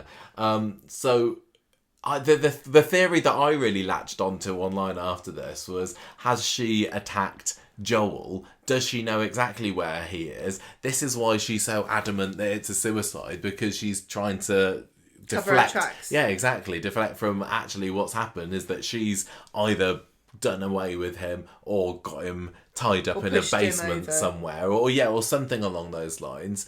But later on, when she gets evidence and she hears, maybe he isn't dead, she's like, yeah, maybe he isn't. No, I don't think she does. I think at the end of the episode where they're talking about, there was no cigar. I can't remember what the analogy was. Sometimes a cigar is not just a cigar. What's it? Kit tells her at the end of the episode, because they later find this other car and it gets traced to him. We'll get to it.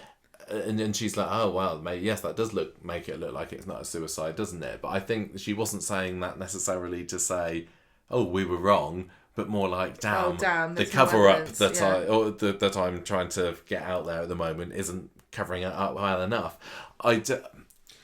So has she done? What do you think? Do you think that she has actually done something to Joel? Has she got him somewhere? Dee-Dee.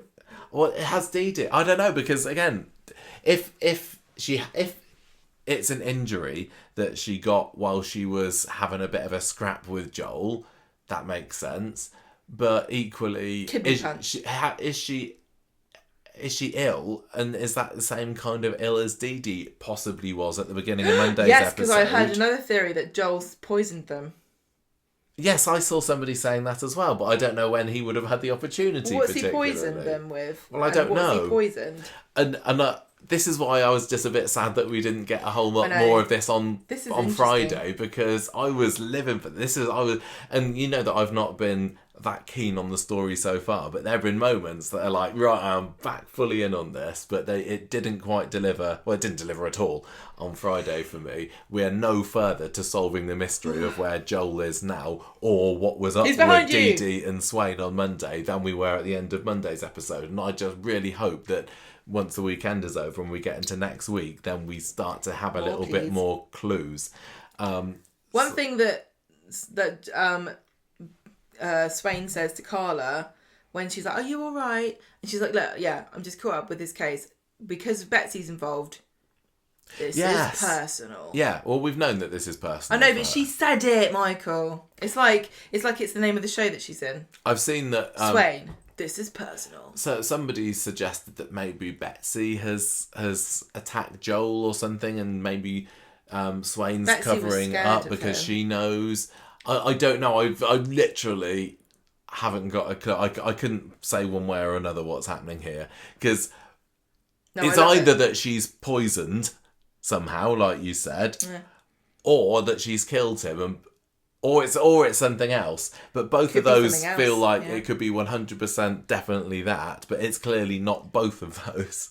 No, that would be weird. I just don't know. But anyway, she goes to see Lauren. She goes off to see Lauren in the hospital. I forgot to say as well that when I was sitting in the lounge earlier today, and I rewatched Monday's episode with the thinking of, right, I'm going to watch this with the belief that Swain knows where Joel is, will I pick up anything differently? And I didn't. Like, there was no little when clues. Did you do that? No, when you were in bed. There was no little giveaway looks.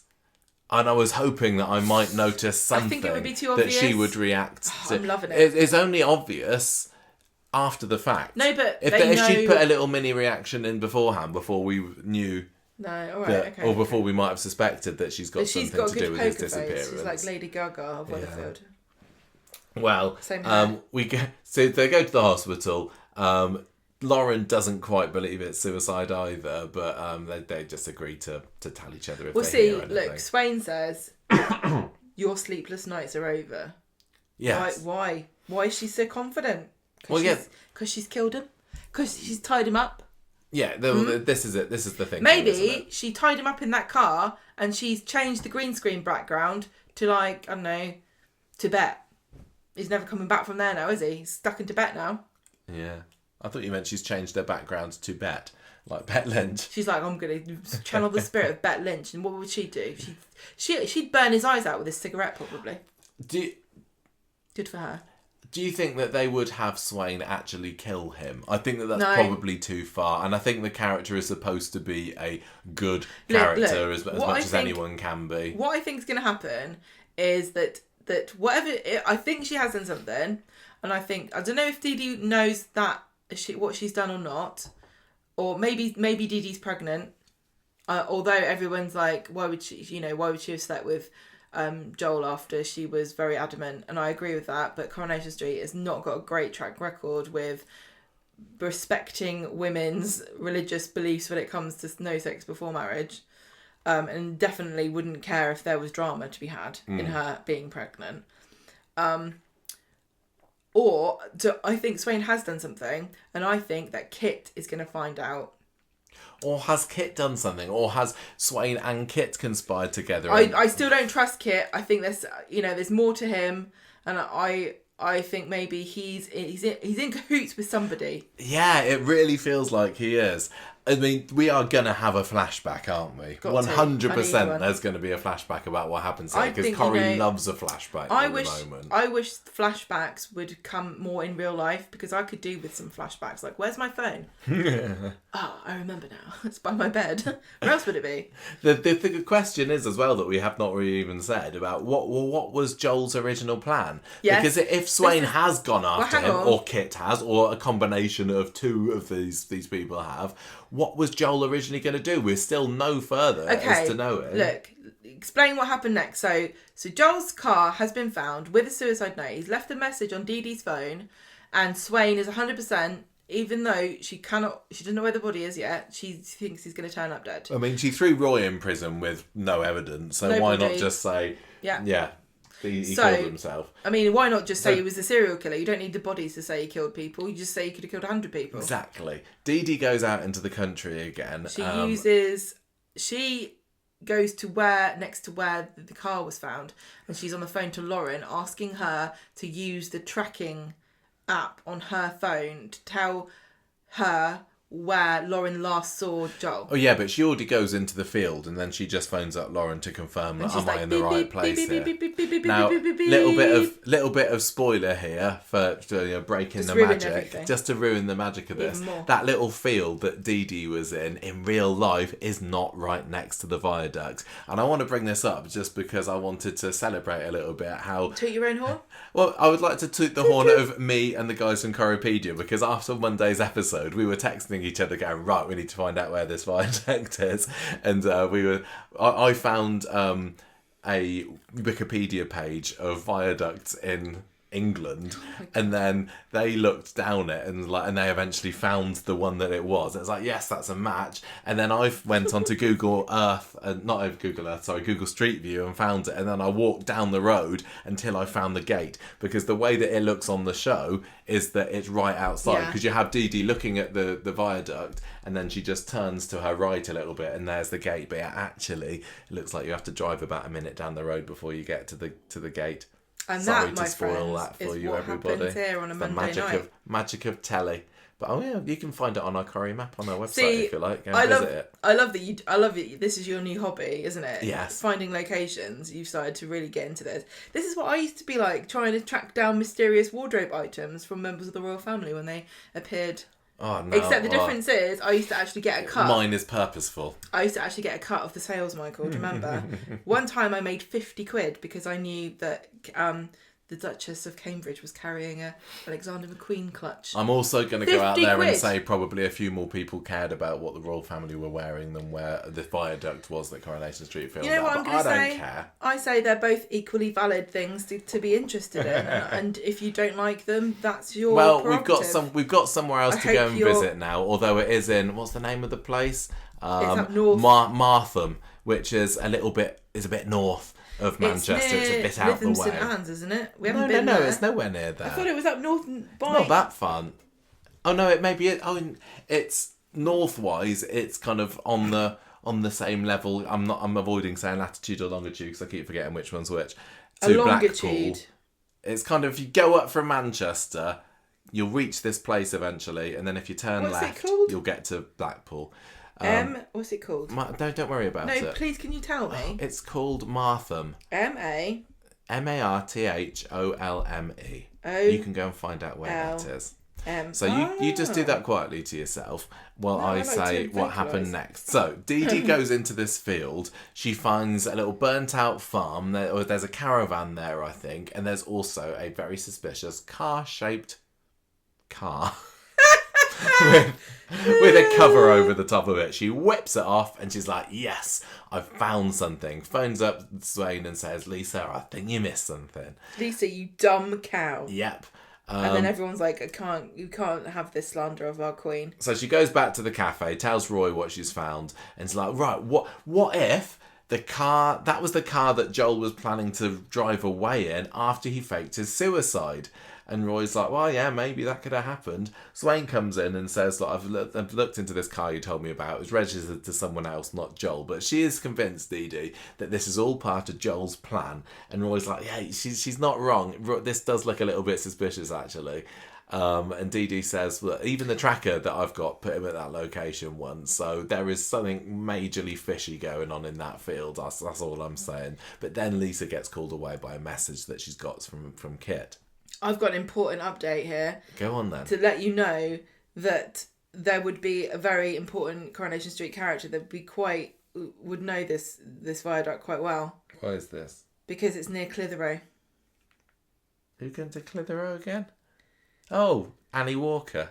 What the Beaumonts of Clitheroe. Beaumonts of Clitheroe. Oh well, there we go. So. Oh, the Beaumonts of Clitheroe. What has happened here? Right. Joel... Okay. Right. Here's the evidence. Left a message on the phone. Yeah. Left a note in the car. He abandoned a car under a bridge, and it looks like his plan was to abandon that car and take this car secretly and drive it away to freedom, doesn't it? Yeah. So why does she know that was related to him? Because his phone was last seen there. Yeah. So if his phone was last seen in the location of this second car... Well, no, it wasn't last seen there. It was seen there, previously, midweek last week. It was seen that he at one point went into that field. I thought that was the last... No. Oh, okay. Well, that completely changes everything. But it just shows that he was setting the car up. Yeah. So all that needed to have happened is that somebody followed him in their car and intercepted him before he got his getaway. Yeah, I think he was clearly trying to... Well, yeah, obviously he was trying to fake a suicide. He wasn't actually suicidal. But what has happened to him to stop him from getting away in that car? And what could have happened? I'm desperate to know. There's only a few things. He could have changed his mind and come up with another plan. This could be part of his plan to throw people off the scent. If they thought he didn't kill himself, then they might think, okay, this is part of his plan. But I can't see, that seems too elaborate and it doesn't make any sense because he hasn't led them anywhere. And it just leads back to the same thing, that he's dead. He died by an accident, somebody knocked him over, or he was killed by somebody random, which won't happen because that's boring and doesn't make any sense for a fictional story. Or he was kidnapped or murdered by somebody we know. That we know in the story. And there's only a few people that His it could be. His plan went awry. What? Yeah. Yeah. Kit, Lisa, Dee-Dee. Dee-Dee, Betsy. Yeah. There Carla. aren't many people with a hat in the ring here. Who else? I mean... Bobby's been quiet lately, and it's Bobby, always the quiet ones. Max. Even perhaps Dee-Dee's dad. Yeah, Ed. Well, we've also got the whole thing last week of the noise in the Platt's back garden, haven't we? Yeah. Is that a complete red herring? I can't believe it. I can't believe it is. But I just have got no theories about what it could possibly be. Was that at the same time? Was he missing at that point technically? Yeah, this was when he was making his phone call. But then if he was making his phone call, he was miles away from the street, so it couldn't possibly have been him creeping around in the Platt's back garden at the same time. Did they coordinate his phone to that phone call to that car? Yeah, that's how they found him. So that phone call definitely came from there. Yeah, and it's not just his phone pinged there at some point. I just can't think what. Could he have... I don't know, because we did see him make the phone call. But what was the blood from? Where's the blood from? Yeah.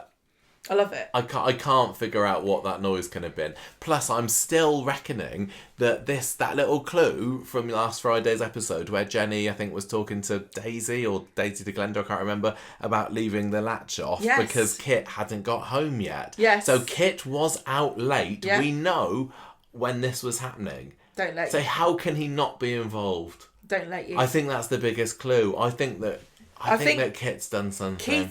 But I love that there's a mystery. Yeah, I know. Absolutely love that there's a mystery, and One thing it's everyone not in the slightest bit obvious. Is sure about is that this is not all it seems. And some people might say that isn't this just the same as when Lauren went missing? And are we going to have is it just a retread Another of Lauren? prolonged.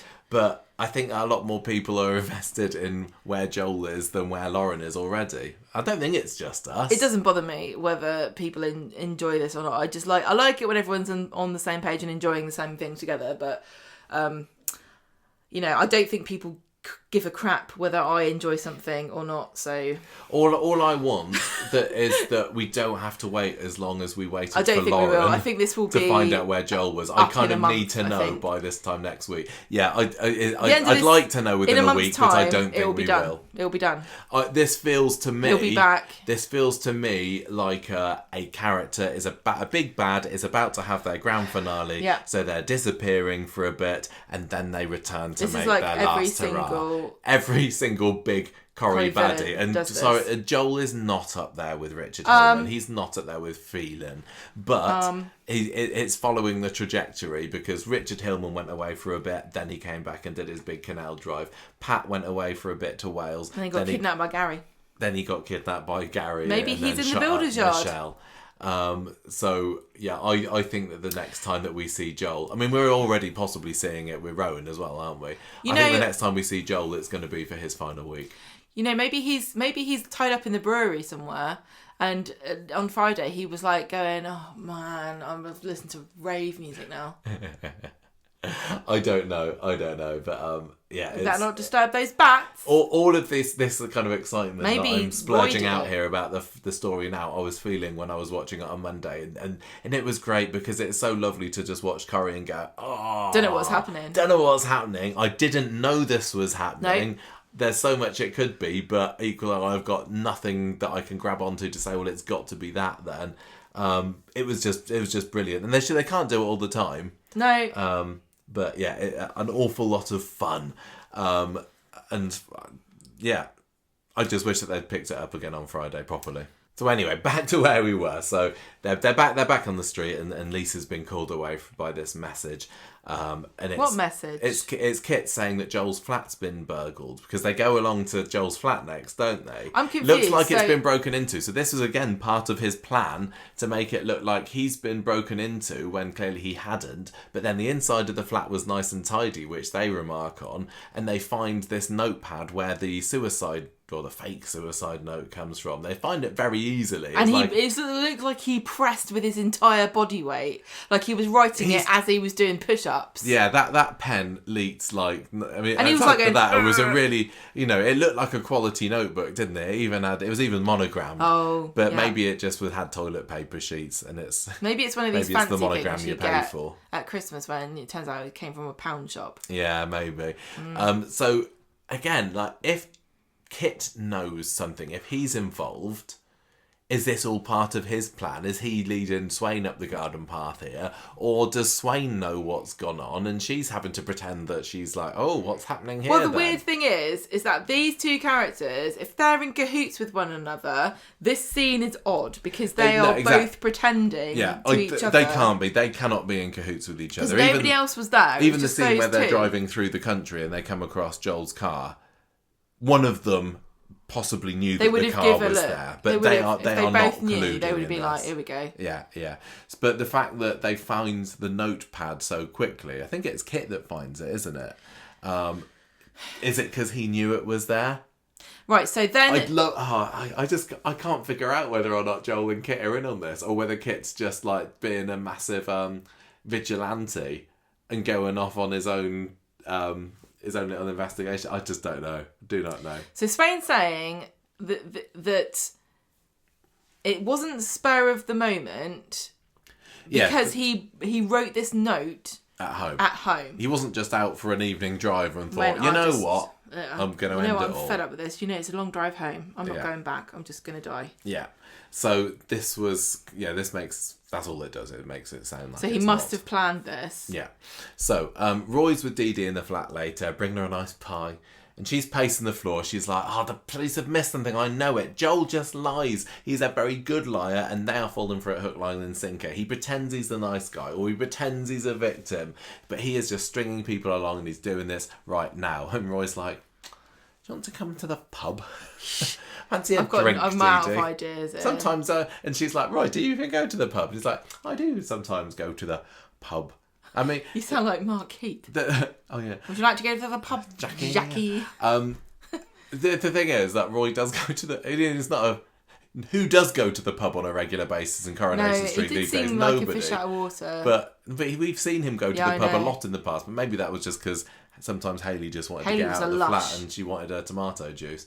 But anyway, Carla and Swain are there as well, AA.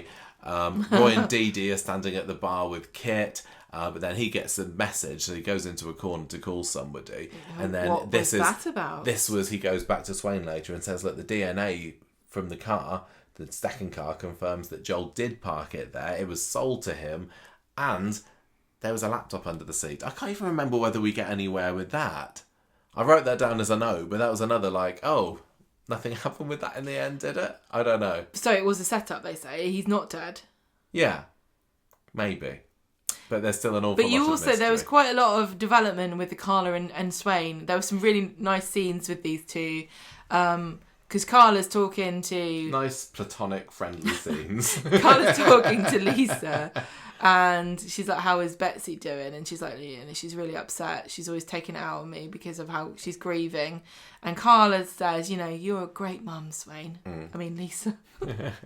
And there was also that bit where they end up, at the bistro, hunkering in the bunker. Yeah, on Wednesday. They go out for a drink together, don't That was really sweet when they were like, just hunker in the bunker. Yeah, but... I don't know. There's not been anything romantic yet, but it looks like it's going there. I feel like we know where this is going. It's very cute to have them be friends but the connection is definitely a lot deeper than they would ever have a friendship be in Coronation Street, unless it was something like, Carla and Roy, maybe. Or yes, they're friends because one of them is going to die tragically and we want you to care. That kind of thing. I think, if Lisa is up to her eyeballs in bent coppered things from what she's done with Joel, then that could be kind of interesting because Carla's also, she's been adored that teenager, and she's worrying about that on Friday, isn't she? But yeah, it looks like it's not going to be too long before the Swaller fans are either very happy. I just did really like dismayed that cute smile that that Lisa gave Carla when she's like, "Yeah, we're hunkering now, bunker." Very cute. Yeah, they're very nice.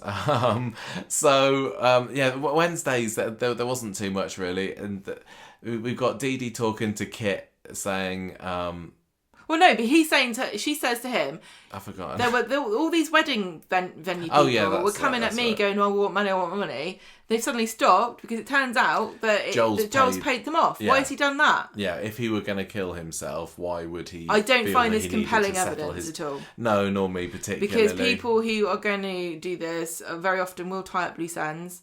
He gave money to Emily and Dee-Dee. Lauren for his children. He can't take it with him. It makes more sense that he's I don't know.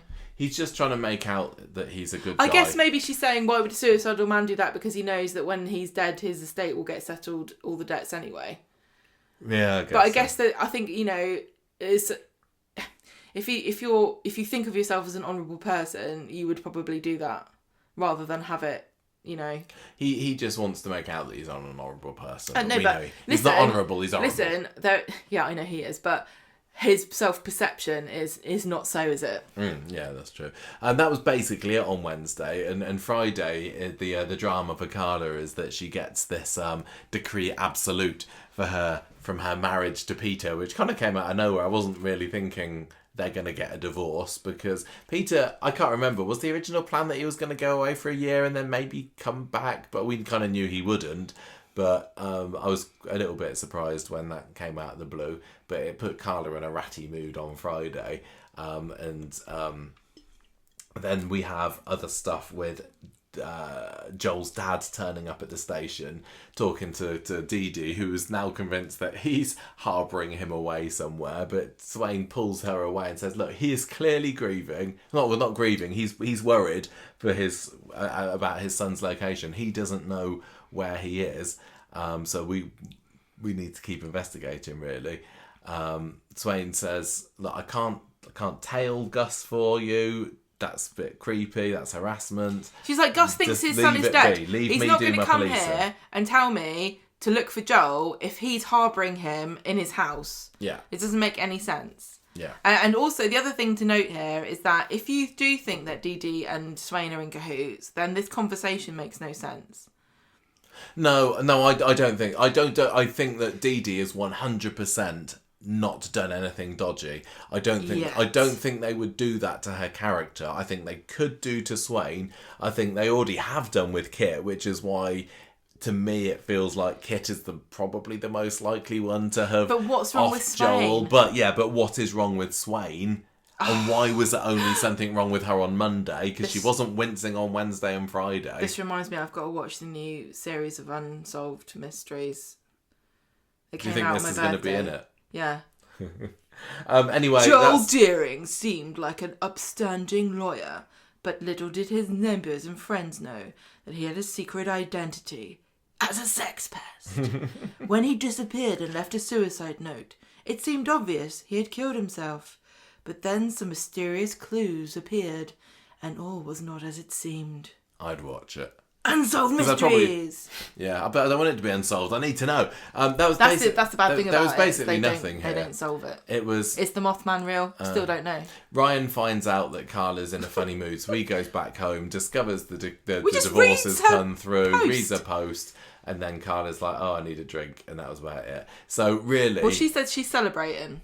Joel might not have thrown himself off the viaduct, but the mystery really has fallen right off a cliff by the end of the week. I don't know why they didn't do more to just keep it going, because it was so good on Monday, and it just dribbled and was drip fed to us for the rest of the week.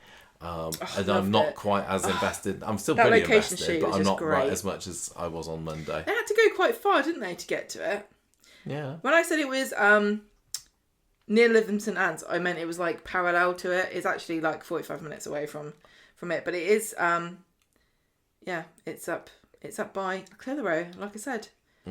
And let me just see how far. I wonder how far they have to go from. I don't know Media whether City. many people really care, but I care because I want to go and visit it at one point now. It's only 45 minutes. That's quite a way just to go and see a bridge. Okay. But it was lovely though, wasn't it? Who's the location? I know that they say at the end who the location scout is or whatever it's called, location manager or whatever. What a great job. Are we going to pay Good job. any time to Kirk in his singles mingles club? Is this him getting over Beth already? Is this just a waste of screen time? Yes, it is. I liked it when Swain was like, "Are you asking me out?" Oh, I did a poll because I don't know the answer to this. If you're listening closely, you might hear me interchanging whether I say Elisa or Swain because I'm in a quandary about it because I feel like calling her Lisa is too casual. It doesn't feel right to me. But Swain seems too, it seems maybe, is it disrespectful? I don't know. She's been Swain for years. But I asked people, what do you call her? And Swain won with 64%. How many votes did you get? 337 votes. Well, there we go. So, it's decided. I mean, she's got to be Swain if it's going to be Swala. Yes. Yes. Shall I go? It's my go to talk yes, about the Fizz and Tyrone story, which also had some really, really lovely moments. Especially we got to see Dr. Monday Gaddis. and Wednesday. Yes, Gaddis was back. Yeah. So on Monday, Tyrone and Cassie are talking about the fact that he's planning this candlelit supper surprise because her birthday was a bit of a dud. And she's saying to him, look, concentrate on the family you got, not the ones you've lost. You need to give things just a bit more time with Elena, but focus on Fizz for now. And so then we see Fizz and she's swooning and being funny and dizzy and not herself. So Sean and Lizzie tell her to go to see a doctor. So she goes to see Dr. Gaddis and she tells her the symptoms. She's like, I've got nausea. I'm lightheaded. I'm a bit pudgy around the middle than I was before. Stopped having my period. Oh yeah, what does Gaddis say? Do you have a very active sex life? What positions do you do? She might as well have said that, doesn't she? She kind of leans forward on her desk and goes, tell me all the goss. Go on, love. What do you gingers get up to? Is he a right goer? It was like a little bit too No, forward. I liked it. It was absolutely fine for the character, but I think if a doctor asked you in that tone in real life, you'd be like, hang on a minute, do you want to know for medical reasons? Or I need a chaperone, please. Well, looks like Fizz could be pregnant. For some reason, she takes a pregnancy test with her to work. Like, normally... is a very busy woman. No, she can't just sit around waiting for blue lines to appear. She's got many patients to see. You would have your test right there, then and there. They didn't even have to, have her hiding it in a bag and it be discovered either, What's this in the bin? It's just Izzy snooping around. Well, she's just looking sad, and Fizz and Izzy comes along, and Fizz goes, "I'm pregnant. I've done 2 tests. I don't really want a baby though. I don't want to keep it." This is a bit of a sad thing to say to Izzy, but I guess Izzy's got her child now. But she went through struggles. Fizz, don't just be like, "Oh, I didn't even try. I just became pregnant." Oh, sad. So she goes home and the room's all done up nicely and Cassie's like, me and the girls making good going use out of those 40th to the birthday cinema. banners.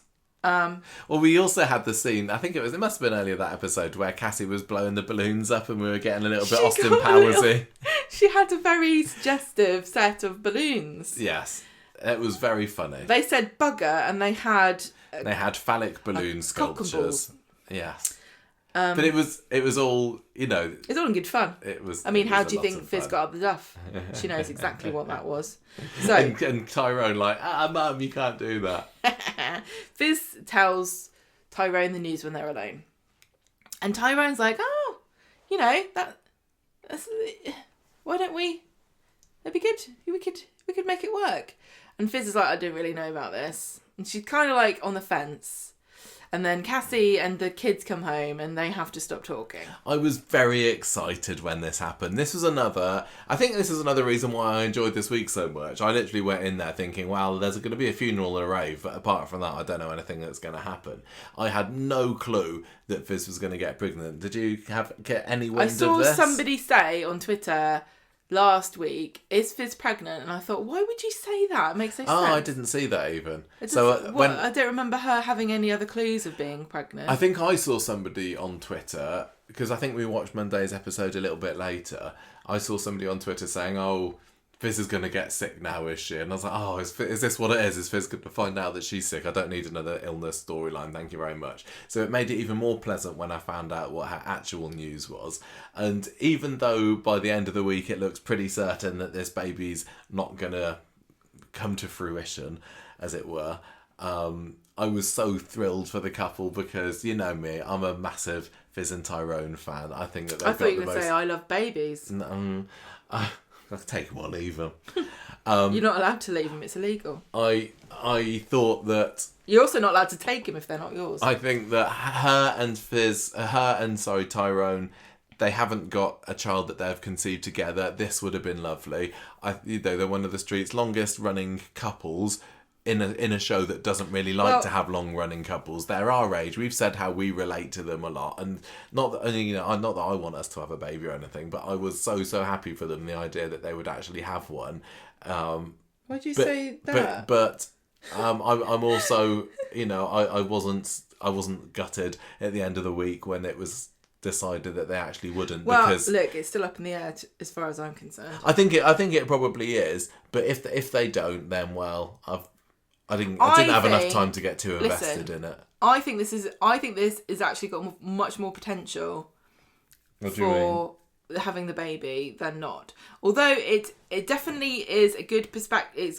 It's a good perspective to have a better representation of the sort of woman who is likely to have a termination, because most women who have a termination are women who already have their children. There's this weird idea, a persistent idea about the sort of woman who has an abortion. They're young, they made a mistake, they're with someone they don't want to stay with, uncertain situation, perhaps they're in financial distress, they don't have any other children, they've never had a baby before, or they're, doing it casually or flippantly. But actually I think I remember reading that the most women who have an abortion are women who just cannot have another child for financial reasons or family planning reasons or whatever it might be. Most of them are already mothers. So from that perspective of having the tension of a family where the children are old enough to understand what's happening and have been told, that's an interesting perspective, because that definitely brings up drama. But on the other hand, the like you said about having a child together in a blended family, there's tension there, because these two children might feel insecure. Like the third child is like, the most we weren't special good enough. one. We weren't good enough. You had to have a child together. We're your children already. And also the other thing is, if it's a son, that was one of the things that Tyrone was going on about with Doran, that he hadn't had a son, and there were lots of things that you can do, and whatever you want to say about gender roles, it's not my place to say, but Tyrone was excited about having a son for the sort of reasons that a man might be excited about having a son. So if it turns out to be a biological son of both him and Fizz, that would be a very interesting thing. Yeah, I think. And also, I think the fact that they spoke about having a termination with Hope and Ruby, that throws up the same kind of drama and questions that would happen whether the termination goes ahead or not. So I think the girls, it feels natural to me, if you're a child of a family and the mother is telling you we're going to have a termination, you would start to have a bit of an existential crisis about, how did I end up being... Was there ever a chance I could end up not being here? I don't know. Fizz is very sure that it's the right thing to do to tell them. And they seem to take it okay. But if that doesn't play on their minds, I would be surprised just for the drama. So anyway, on Wednesday... You kind of said everything that happened. Well, on Wednesday, they're like making jokes about whether she's pregnant or not. And Tyrone's they're joking about whether she's hungover at first, aren't they? Hope says, imagine if she was pregnant. And Tyrone's like, oh my God, imagine.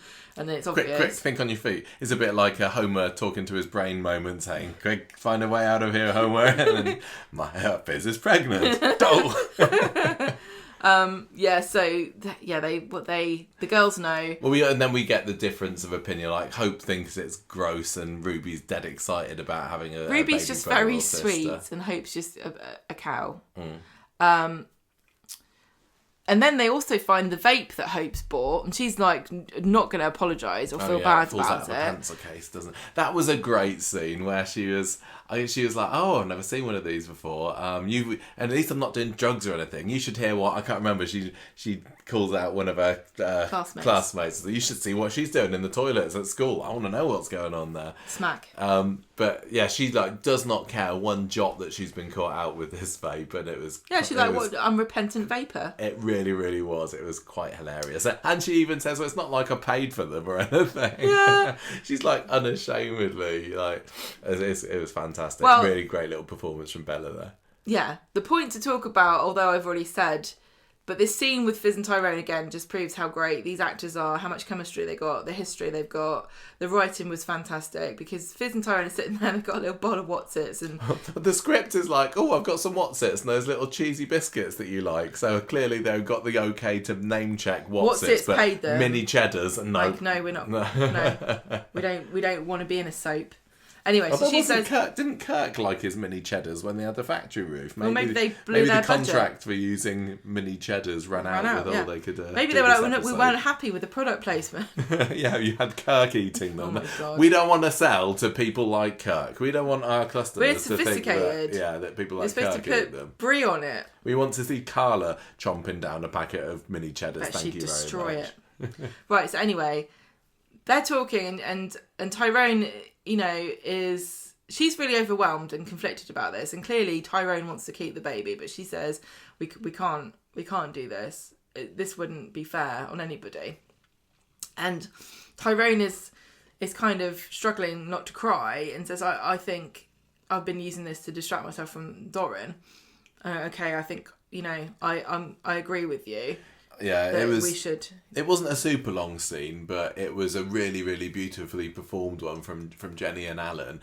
Those couple they're so good at all that emotional stuff. The seeming like a believable married couple that would have these honest really heart to hearts without just kind of without throwing accusations and like or breaking insults up with each other. Yeah, it felt finding hidden text messages. It felt incredibly real. That conversation, that the tears felt real, and it was heartbreaking as well. Done, really, really good stuff. Because there's so many factors as to why they don't think this is a good idea, and it's so heartbreaking because that if things were even a slightly different, they would have a different choice. Yeah. It's not like it's couldn't in any way work. It could possibly work. That's why I think that she will go ahead with it. I wonder whether she will. But then do we have a story of the complications of having a baby when you're over 40? And I don't know whether I need that necessarily. I just want them. I just want nothing but happiness with that family. I don't know that I want to see a risky pregnancy. No, and I think it would be difficult to avoid the temptation to go down that route. Well, it's the most drama. It's the route of most drama. Yeah, yeah. But anyway, so Fizz decides on Friday she's booked an appointment at the clinic and she says it's the right thing, we've got to do this. But when Hope mentions the baby, Fizz tells her that she's not pregnant, which then sparks the kids off. Well, she says I was never pregnant. It was a false alarm. So Hope is stressed out, so she calls Sam, and Sam comes round and she tells him about this false alarm, and he says, "Oh dear, last time I heard about this, it was Toya. She actually wasn't pregnant. She had cancer." And so this honestly panics them both. And when Fizz comes back home, the girls are like, "Oh, have you got cancer, Mum? Have you got cancer?" So she has to sit them down and go, "Look, okay, I'll tell you the truth. I am pregnant, but we're not going to keep the baby. It's for the best. We've got the family we've got. We're happy with it, and I don't think that this is going to help." That was a very grown-up conversation that Fizz had with the girls there, wasn't it? It was interesting. Now, I don't think everyone would have made the same decision here. No, definitely not. She could have still said, honestly, no, it was just a false alarm, but she chose to... Well, one thing that she does need to tell the children is that pregnancy tests are not always right, okay, kids? So you might have a test and it says you're fine, you're not pregnant, but you still need to be careful and try it again another time. It's one of those things like when is the right age that you can talk about issues as sensitive as terminations with your children. I really like this because then Fizz tells Tyrone and they have a bit of a disagreement about whether this was the right thing to do. And she says, Ty, Hope had condoms, she's vaping, she's old enough, I can tell her these things. And Tyrone's like, oh no, I think I think they're too young and they shouldn't know these things. I think it was interesting because the thing about being a woman and having girls is that there are certain things that they need to know that maybe you wouldn't need to tell a boy. Like, I think boys can be innocent for longer than girls because the sad reality is there's a lot of biological challenges that girls have in their lives that boys don't have to worry about. So telling her female children about her termination, is that a positive thing because it shows them that sometimes you can make a decision like that and it's hard, but it might be the right thing to do? I don't know. But from that perspective, I thought it was interesting that it was the mother who was telling the girls, and Tyrone as the father was sort of thinking they're too young. I do think girls grow up faster than boys because of our periods and things like that. You realise you don't have any choice. You have to be. You're kind of like, what's the word? Hit in the face with it. Into it. Yeah. So what do you think is going to happen next week then? Is it going to be a case of the girls saying, don't do it, mum? Or could Tyrone, because Tyrone on Wednesday has said to Fizz, look, maybe you're right, if you want to go through with this abortion, go through with it. But I don't think he wants to. I think he would be absolutely fine thrilled with the fact. Yeah, thrilled if I she think he's decided being a really to keep good it. and supportive husband and saying, you need to, I'll support you no matter what you do. Yeah, I think that's and he's not even saying it like that, which is even more supportive. Like saying to somebody, I'll support you no matter what, is not that's nice code and everything. For, I don't You're want you doing to do the wrong this, thing. Yeah, but he's just saying, here. Yes, we'll do, we'll go with what you want to do. But, and I also think, watch out for Hope, because Hope is off the rails at the moment. She is vaping. She's got an addiction issue. She's clearly stressed about stuff. Vaping's not going to help you because you're just going to be thinking about your next toot. So toot on the flute. I think we're just going to put her on edge. If she's having her vapes taken off of her and she's like, when am I going to get my next vape? What's that got to do with makes the baby, you more yeah, but she's number one, she's a bit she's evil, we all know that. No, she's not. Number two, she's on edge because she's had her fags taken off her. Number three, I think that she is going to really react badly to the idea that, because she is Fizz's biological daughter. But child, Hope doesn't really want another. This child is going to be from the same mother as her, and now this mother is saying, I'm going to have a termination because I can't have this kid. If she's thinking back to when she was born, it wasn't really ideal that she was born with... in the midst of a tram crash. Well, no, because she was, this daughter of a serial killer. Yeah. Is she going to think to herself, Mum, if she had the chance and you went back in time, wouldn't you have aborted me because I'm the spawn of Satan? I think that if Fizz does abort this child, then Hope is 100% going to use it she's against her. She's going to use it against her. Point. And it's not necessarily even going to be because she's that invested in it being... she's that upset about it. Bearing in mind she's a fictional character... I just want everyone to remember this. I do think that she is a bit vindictive and she will use stuff to kind of as an excuse for bad behaviour. The way I see it, like, if they have the baby, they have it. If they don't, they don't. I kind of like the idea of them having a baby together, but equally, I really like the family unit as it is. It doesn't need a baby. Yeah, and there'll be a massive age gap. Evelyn is massively noticeable by her absence throughout the whole of this. It would be a big age gap. Which it would be the first. Isn't necessarily a bad thing, but it would be the first unusual grandchild that Cassie saw. Yeah. Come into the world. And that would be we've spoken many times about the fact that having a baby can make a character and family very, really very boring and just revolve around babies for years, which I don't want for the Dobbs household. But yeah, so I'm easy either way. If they have a baby, they have it. If they don't, they don't, because I very much trust that they can give that family whatever emotional scenes that either of those outcomes would require, and they both do a very good job of it. I think this is a great story because no matter what they do with it, it's going to be interesting and it's going to be important for some people to watch, because many women have to make a very difficult choice about family planning when they have limited resources, whether that's time, whether that's money, I don't know, but biological limitations, you know, your age, you're worried about how old you're going to be when the kid grows up, or whether you're in good health or not. Those are all really hard decisions to make. But also, women who have children are, the age is going up all the time, especially for firstborn children. But you know, when mother's getting older all the time. Yeah. So watching a woman who's in her 40s having a baby, it's not like it's the first time it's ever happened, but on TV, but it would still be interesting because she'll have different challenges and she's not going to bounce back as well as she would have done when she was younger. Although I will say, Concepta Riley, she was quite the elderly mum, wasn't she? She was back the first pregnant lady on Coronation Street. Back in 62.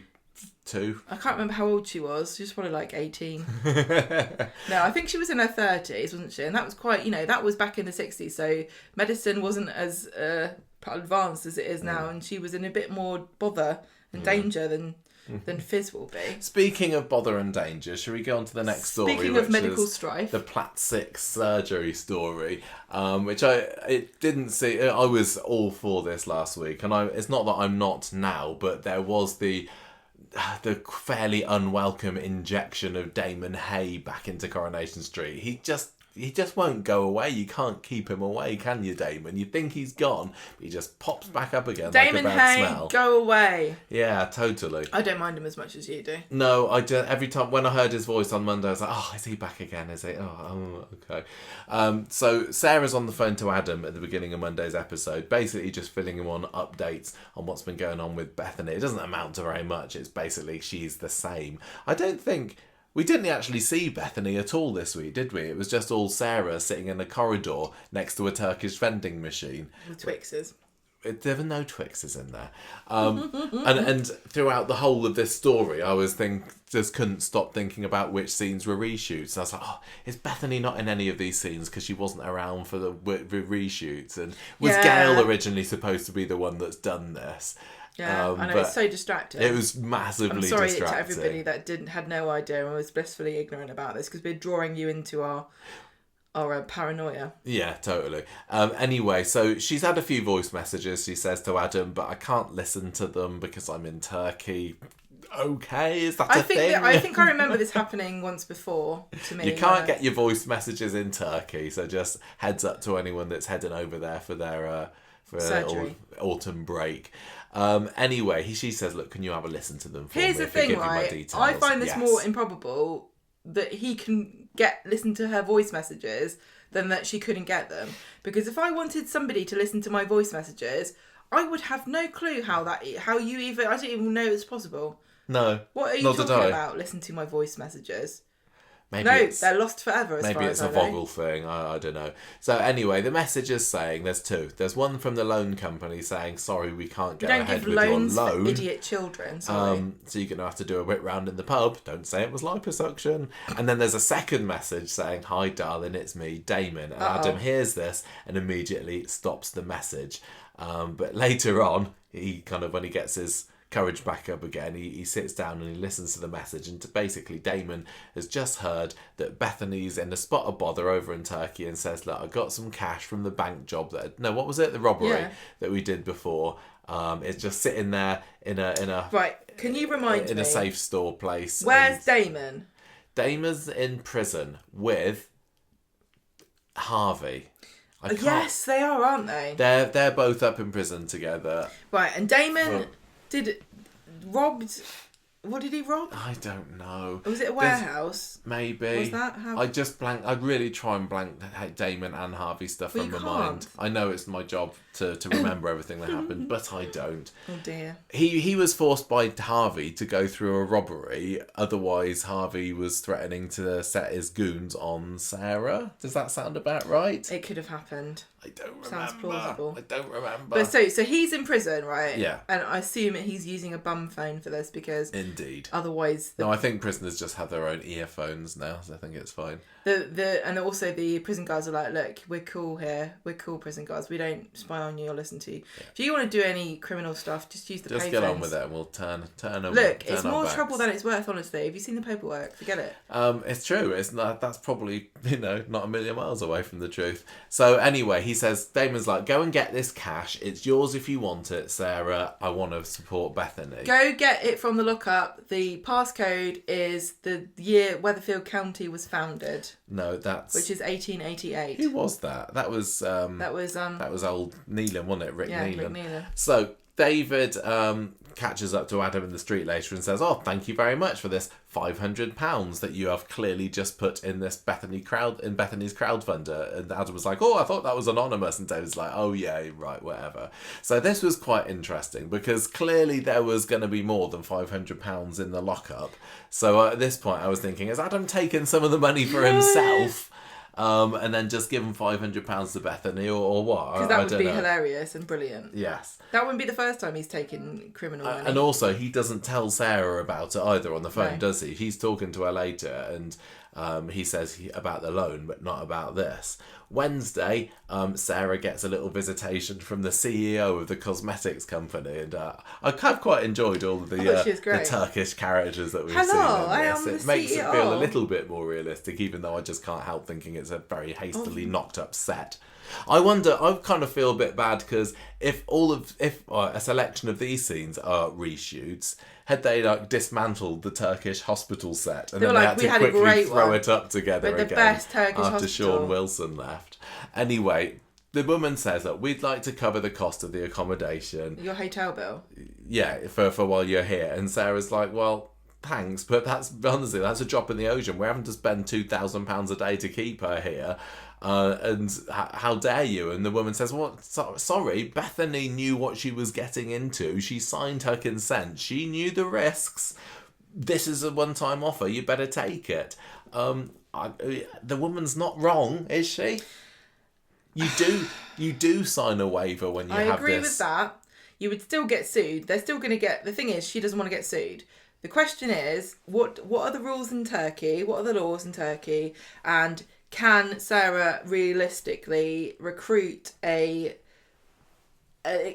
reasonably priced lawyer? Well, I think she knows one. To pursue it in Turkish court. You think Adam's going to be able to do Turkish law? See, I know the thing with Corrie lawyers is... Yeah, I know they can do boundary disputes and murder trials and coercive control trials. I know they're experts in everything. But, it's pushing it. I know Dee-Dee's got the Rising Star Award. Yeah, she's got a trophy that says, I can do everything legal. I don't think that... I think this is a bit of a... But I'm kind of a bit busy with another story at the moment, so sorry. If there was any negligence, they would get the money, right? But they would have to be able to pursue it. I'm kind of on this... I kind of agree with this woman here. And I do think, I said a lot last week about Bethany being under a lot of pressure as a woman, as a young woman who sees a lot of, modelling behaviour from influencers and celebrities to look perfect and have, it's no big deal. You can have this and that tucked and this tucked and blown up and injected and sucked out and put back in again. It does seem very casual, but she would have been warned of the risks and she signed a document and she isn't a baby. She's a very intelligent woman. She's she's a rising star of journalism. Exactly. She just doesn't know where the trophy is at the moment. Exactly. So then we have a scene with David. And I just want to say, I did see people saying, "Oh, this is terrible. This is really. I think this Coronation Street's being really irresponsible here, besmirching the good name of Turkish hospitals, and it's trying to make out that Turkish hospitals are all terrible, and you go over there and they botch everything up." I don't think that at all. There's nothing I've seen here. The Turkish hospital looks luxurious as hell. Everything looks really much nicer than an NHS hospital, which I totally believe because I think quite a lot of countries have got very good healthcare because it costs a lot more than it does here. And so I don't think they've misrepresented anything here. I think if you do think that, I think you're kind of misinformed about the true risks of any kind of surgery. And you probably should educate yourself a little bit more about the risks that are involved in what you think are very minor procedures. And I don't think that anyone's blaming anyone in Turkey here. Do you think that I think that's a bit of projection. Do you think that when in Coronation Street universe, when you have to sign one of these surgery waivers and you have to tick all the boxes like, you know, do you have diabetes? Is there diabetes in your family? Yeah. Have you ever had heart murmurs or whatever? Do you think there's a box to say, are you a soap character? Are you a soap character? Are you a main character How in long an is your important contract? family? Yeah. Have you ever had a major health related storyline? If not, do you want one? Yeah. Have you had any big medical storylines in the last 6 months? Because if you have, then don't worry about it. You'll be fine. We wouldn't do it twice. Wouldn't do it twice in a year. One That's just is cruel. silly. Anyway, so yeah, we have this scene with David hearing from Sarah on the phone what's going on, and he's like, "Oh, I can't believe the cheek of the matter." That felt like very reshooty. If I was Sarah, I would say, I will take you up on your offer, but you have to pay for all my food, and I'm also getting a suite. Not a suite to eat. I want a bathroom and a kitchen. Yes. So the word is starting to spread around the pub later about what's happened with Bethany, because it turns out that Audrey is quite the silver surfer, and she's been posting on this cosmetic company's website about how shameful they should feel. But unfortunately for her, where she thinks that she's DMing them, or David is assuming this is what happened, she's actually posted publicly, and for whatever reason, Izzy has been following Audrey, just like, oh, wonder what Audrey's posting on her socials at the moment. I'm going to do some searches. What's this? Bethany had liposuction. No. It felt a little bit contrived about how it all came out. Izzy definitely seems like the sort of person who would get cornered at like New Year's Eve or something at the pub, and Audrey going, "Oh, love it. Have you got that friend fix face pics? Friend Connect, it's called. Because I'm on that, lovey. Tell you what, you follow me and I'll follow you, alright? You follow me because I haven't got any followers. Gail won't follow me. She's alright, bitch. Sorry, I didn't mean to say that. Anyway, can you follow me, love? I just think friends. that Izzy leads the most boring of lives, and she's got nothing better to do than find out what Audrey is getting up to on social media. I don't think... She's alone in her Grayling Street flat. Nobody ever comes to visit her. She's lucky if she sees Jake once a month. She's like, I can confidently say I don't think I follow anyone's gran. No. None of my friends' grans I follow on social media. Anyway, so the word has started to spread. And then because Audrey said in this message, she's had liposuction. Yeah, and everyone's affronted by this because they've been putting their hands into their pockets and paying out into Bethany's Let's Get Her Back to England fund, but they're kind of understandably going, oh, hang on a minute, did she bring this on herself? And Bernie, who is, not in the best of moods on Wednesday because she's just buried her son. Or no, sorry, she hasn't buried her son, she's just consecrated her son, makes a big show of Bethany being completely to blame for this, just as Audrey comes in. Yeah, she's saying, "Oh, my son didn't have a choice." Yeah, and David kind of whisks Audrey to one side at this point and says, "Nah, Gran, I think you've you were meant to DM this cosmetics company. Well, actually, you posted it. I am. How convinced are you? Because I'm fairly high up there that this was supposed to have been Gail that did this." Yeah. Had you considered that? Because all through this I was thinking, that sounds like the stupid thing that Gail would do. How dare you? Don't you think? No, I do agree with you. I think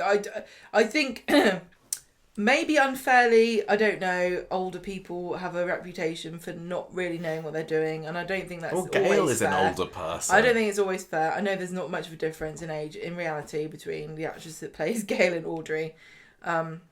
But the thing is, and the reshoots have clearly caused chaos here. Even on Wednesday's episode, there's a scene where David... Yeah, I think it was that earlier scene, David saying to Sarah, "Oh, Mum's gone AWOL. Oh, well, she loves a good funeral." But then on Friday, she just comes down the stairs. So I thought that they were using that line as an excuse for why we might not see Gail for a bit. But then we did see her. I think that scene was put in to fill time rather than to make any real... cover for her not being there. Yeah, I don't think it's as glaring to me as it is to you, because I think you are looking for... I am looking out for and it I'm because not I like really. to have something to moan about. But I would not be in the least bit surprised if it was originally supposed to be Gail, because Gail's an idiot that posted that comment. But I'm so glad that it was Audrey, because they didn't really make her out to be an idiot, and I think that Sue Nichols played it just perfectly, and I think that Gail probably would have been like, "Oh, what have I done?" and she'd have been a bit too dense about it. Gail would have been like, "Oh no!" I think I would have watched it going, "Oh, Gail, you bloody idiot! How could you make such a stupid mistake? Oh, here we go, buffoon Gail strikes again." But with Audrey, I watched it and go, "Oh, poor Audrey. She didn't know what she's doing." Because and they didn't play it. They didn't make out that she was just being an idiot. When a sort of sensible person makes a mistake, you forgive it more. But when an idiot carries on being an idiot, you kind of lose. And this was exactly what this was. And we also had the lovely scene at the end of Wednesday's episode where Audrey phones up Sarah and is really apologetic about what happened. And Sarah's like, "Oh, well, now Bethany's going to have to come back to the UK, and not only will she be, have the complications of her surgery and sepsis and whatnot, she's going to have the pub crowd baying at her door because she brought it on herself. Don't worry, the pub crowd's not as big as it used to be, Sarah." But yeah, I thought that was really nice, and Sue Nichols played it just perfectly. I feel so bad. I don't think it would have come out as well coming from Gail. For Bethany here, because I do understand what people are saying, and I get that there's definitely a difference here between, I've got to have my leg amputated because it got crushed by a machine, and I just fancy having a smaller bum. But she's still a victim of, like, really unfortunate circumstances. Well, this is what Daniel's saying, isn't it? Like, she's still, it doesn't matter how she got there. She is suffering and racking up these extortionate medical bills. Come on. I feel really bad about it. Look, there are lots of things that happen to people that are definitely preventable. It doesn't make them any less of a victim or less deserving of sympathy. No, but equally, I am... Although I would like to say, I would still give her money anyway because I'm a nice chap. I don't blame anyone for saying, hang on a minute, this isn't what I paid money for. And I think it's a natural reaction to say, what, she had liposuction and you're expecting me to pay for that, don't you think? I think that's very natural to think that. Okay. It doesn't make you... It doesn't make you a bad person if you think that, I think. I don't know. Anyway, Friday we had what? It's just really sad. This happens to real people. This is just really sad. And I think it makes it worse in a way that it happened because of liposuction.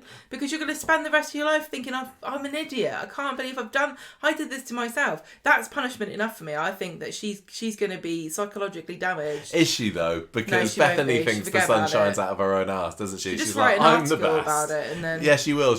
My liposuction hell. She'll write a heartfelt blog post about it, and then somehow she'll suddenly get it'll go viral. Yeah, and she'll win a blog award that doesn't exist. Yeah, exactly. And then Queen Camilla will come and give her an award. Yeah, so I'd like to think that Bethany might learn a lesson from this escapade, but I'm not convinced. It's all. Even though she'll have a bag attached to her stomach at all points, she'll still think it was. Nothing at all to do with her. Well, she'll forget about it and so will we next year. Anyway, Friday, we find out the extent of the financial cost that is being racked up. This blew my mind. Yeah, so Bethany's going to have to stay in hospital for another week. So how long has she been in there now? She's been in there for 2 weeks now. Right, so that's £14,000. Plus, I think that the surgery in the first place was like £15,000. Yeah. So she's another week is another 7. What? Another week in hospital. No, sorry, that's another 4. No, she's been in... What is it? £2 grand a day. So she's been there 14 days. So that's £28,000. Plus there's another 14 on top of that that's about to come. Plus 15 for the original. Yeah, plus £50,000 to fly her home. What's it called? Medivac? Medivac. Yeah. That's over £100,000, right? Yeah. I can't. This blows my mind. You know when you do your travel insurance and they're like, what do you want us to cover you for? How much money would you like us to cover you for? And it does actually, yeah. You're like, what, £1 million? Yeah, that's £1 million, please. And you're like, what am I going to get for £1 million? I don't know. What would you get for £1 million? Because £100,000 for... Just for a bit of botched lipo. Anyway, look, Gail comes down the stairs. Don't ask where she's been. She's decided to listening to Tracy's old tapes. I think she's been listening to the podcast. No wonder it's been keeping her up there for so long. She's like, I wanted to listen from the beginning to find out what they say about me. I don't like it. I've given it a 1 star. She's declaring that she wants to sell up number 8 so that she can use the house money to fund Bethany's treatment. It's the only way. I mean, that's probably a natural thing to think. 100,000. What? Honestly, Michael, what are they going to do? Because they're not allowed to leave Turkey until they've paid their debts. They don't have... What happens here? There must be some company or somebody somewhere who will loan you under extremely extortionate... This is going to ruin her life. Turkey can't hold Bethany hostage. Yes, they can. They? Well, what do they do? There must be loads of people that go over there and end up in this situation. Not necessarily to the tune of 100 grand. No. But, you know, I can imagine a company will go, yeah, we'll cover you. You have to pay us back 200 grand. Do you think that Ken's pool money might come in useful here? Well, I said this to you when Ken was like, what are you doing, Daniel, here? What are you doing? Yeah, Daniel's looking about whether he can use Bertie's trust fund and he's money. Like, you should and Ken's do that. like, no, that is for Bertie. Well, Ken's only got 50 grand. Yeah. That doesn't even cover half of it. Unless we've done our sums wrong, which isn't completely out of the question. Well, it's gonna be between 50 to 100 grand. Yeah. We also had in today's episode Adam going over to see Damon in the prison. Who says, look, what's your deal here? Are you trying to get back with Sarah? And he's like, no, I just want to help Bethany, which is weird. I know that they were trying to paint Damon as a bit more of a nice guy before he got banged up, but I still didn't buy it, and I'm not convinced that he does want to help Bethany. But maybe he does. I don't know. Do you think it's worth... The price of admission to Sarah's pants is £100,000. Is it worth it? I don't know. What else happens? True love? Adam tells Daniel back in the pub he's going to tell Sarah about what's been going on. And Daniel says, look, Sarah doesn't need to know this. # no more secrets. Delete the voice message. We need to sort this out without compounding her problems. And then a bit later, Adam says, okay, the voice message is gone. And then we also see David and Gail at the bar talking about the valuer coming round money. It's around to the house, to find out what it's worth. So it's a bit of a setup for Monday, really. I'm still really enjoying this story. Despite everything, and even though I do not need Damon in it, I think that the general concept of it is quite engaging. Do you not think that even if there's a load of money in there, it's not going to pay off all of this money? I don't know. I mean, how has he got £100,000 in a lockup? People are going to just write in and tell us. They said exactly how much it would be, and it wasn't £100,000. So why wouldn't they? It doesn't matter. It's, you know. Yeah, I suppose. Schrodinger's lockup. We did say this before. Like, however much bill this is going to be, the money will appear. Yeah, right. As if the from amount, nowhere. Right amount, exactly. So are you enjoying this? Yes, I am finding this really interesting. I'm really surprised how much I'm enjoying it. But I would like to see. I hope we see a bit more of Bethany. Hope we see a bit less of Damon, and hopefully more Gail as well. So because honestly, I'm thinking, okay, so the Medivac's 50 grand, hospital's £2,000 a day. Okay, can I not just maybe wait for the Medivac, like not do the Medivac, just go EasyJet, but stay in hospital for an extra week until I'm better? Well, possibly. And then I'll save myself that 50 grand. I don't know. And maybe I might get myself a hot chocolate on the flight. But it wouldn't be £50,000. I don't know. There's going to be a lot more to talk about with this story next week, because I've seen some spoilers. Right, Mason and the Carpenter. Basically nothing is happening here. I haven't seen any spoilers. I think I have told you. Never mind. I'll tell you when I get, so you don't listen. So Monday, Stu discovers that Mason's been living in the restaurant, and that it was his brothers that gave him a black eye, and he doesn't want to go home. And Yasmin and Stu bickering over whether she should be there, and she doesn't want him to come and live with them. And then Stu can't find anywhere for him to stay, and that's it. I think they do beckon him into number 6 later. But yeah, they do actually. This story because was Yasmin doesn't want anyone to see that he's going to stay with them. Yeah. I think they just kind of forgot about this story for the rest of the week, didn't they? And I didn't mind because it was definitely the weakest part of the beginning of the week. And the rest of it was great. Lengthy street talk. It was quite long. I mean, there's lots to talk about. We had big mystery and a great old funeral. So I thought it was a strong week. This was a really good week. I went into Friday just willing this to be a fantastic episode, and it didn't hit the mark for me. But that doesn't mean it was a bad episode. By the time I got to the first break, I was thinking, oh, this isn't going to be a banging today, is it? But do you know what? We've been spoiled recently because it's been good. Yeah, the Harry's been really good. There's been some good stuff going on. Yeah. And I've been up and down on the Swain story, and it's probably going to go down again, and then it'll go up.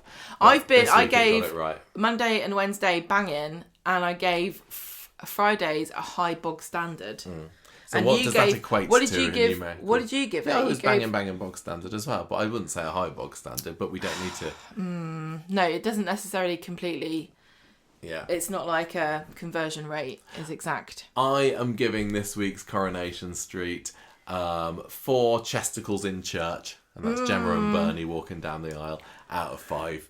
Character of the week. I'm probably. Toughie. It is a toughie actually, because those two stories were both. I mean, it's not going to be Fizz and Tyrone as much as I enjoyed them, because the other stories overshadowed it. But it's a case of, is it a Dee-Dee? Is it? It's not necessarily Swain. Is it Billy? I think it's going to be Billy. I think it's Billy.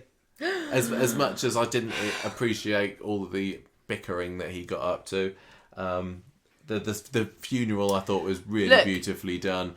And I'm still on his side, even though he was a bit of an arse when he told Bernie that she didn't have the monopoly on her son. I thought it's quite interesting because although I was on Billy's side, I did feel as though the perspective of the story was from Bernie's perspective. Oh, really? I don't know whether other people know what I mean when I say that. Yeah, I'm sure. But it did feel as though the story was Bernie's story and Billy felt a bit remote here. Because although we were getting a lot of what Bernie was thinking, and she didn't like this and she didn't like that, it wasn't really until Billy, I saw him crying with the urn and hugging it, that I really got inside his head. You know? I feel like I've got inside his head before. Okay. Well, I'm going to give this week, I'm going to give it 4 hunker bunkers. I love that so much. Character of the week is going to be... Gotta decide. Tough. Who's it going to be? I think Billy as well. Yeah, but maybe Bernie is a very close runner-up. I just think that Bernie going off on one and telling Billy about what happened with the phone call was so out of order. They both showed their arse in that scene. And also the Friday episode where she was look, with the stealing the urn away. Well, I know it's all over as now. well later. It's all over now. It's all water under the bridge. It was a good week. It doesn't matter. You both did a grand job. Everybody was guys. Great. Yes, well done. Good week on Corrie. Let's hope it continues.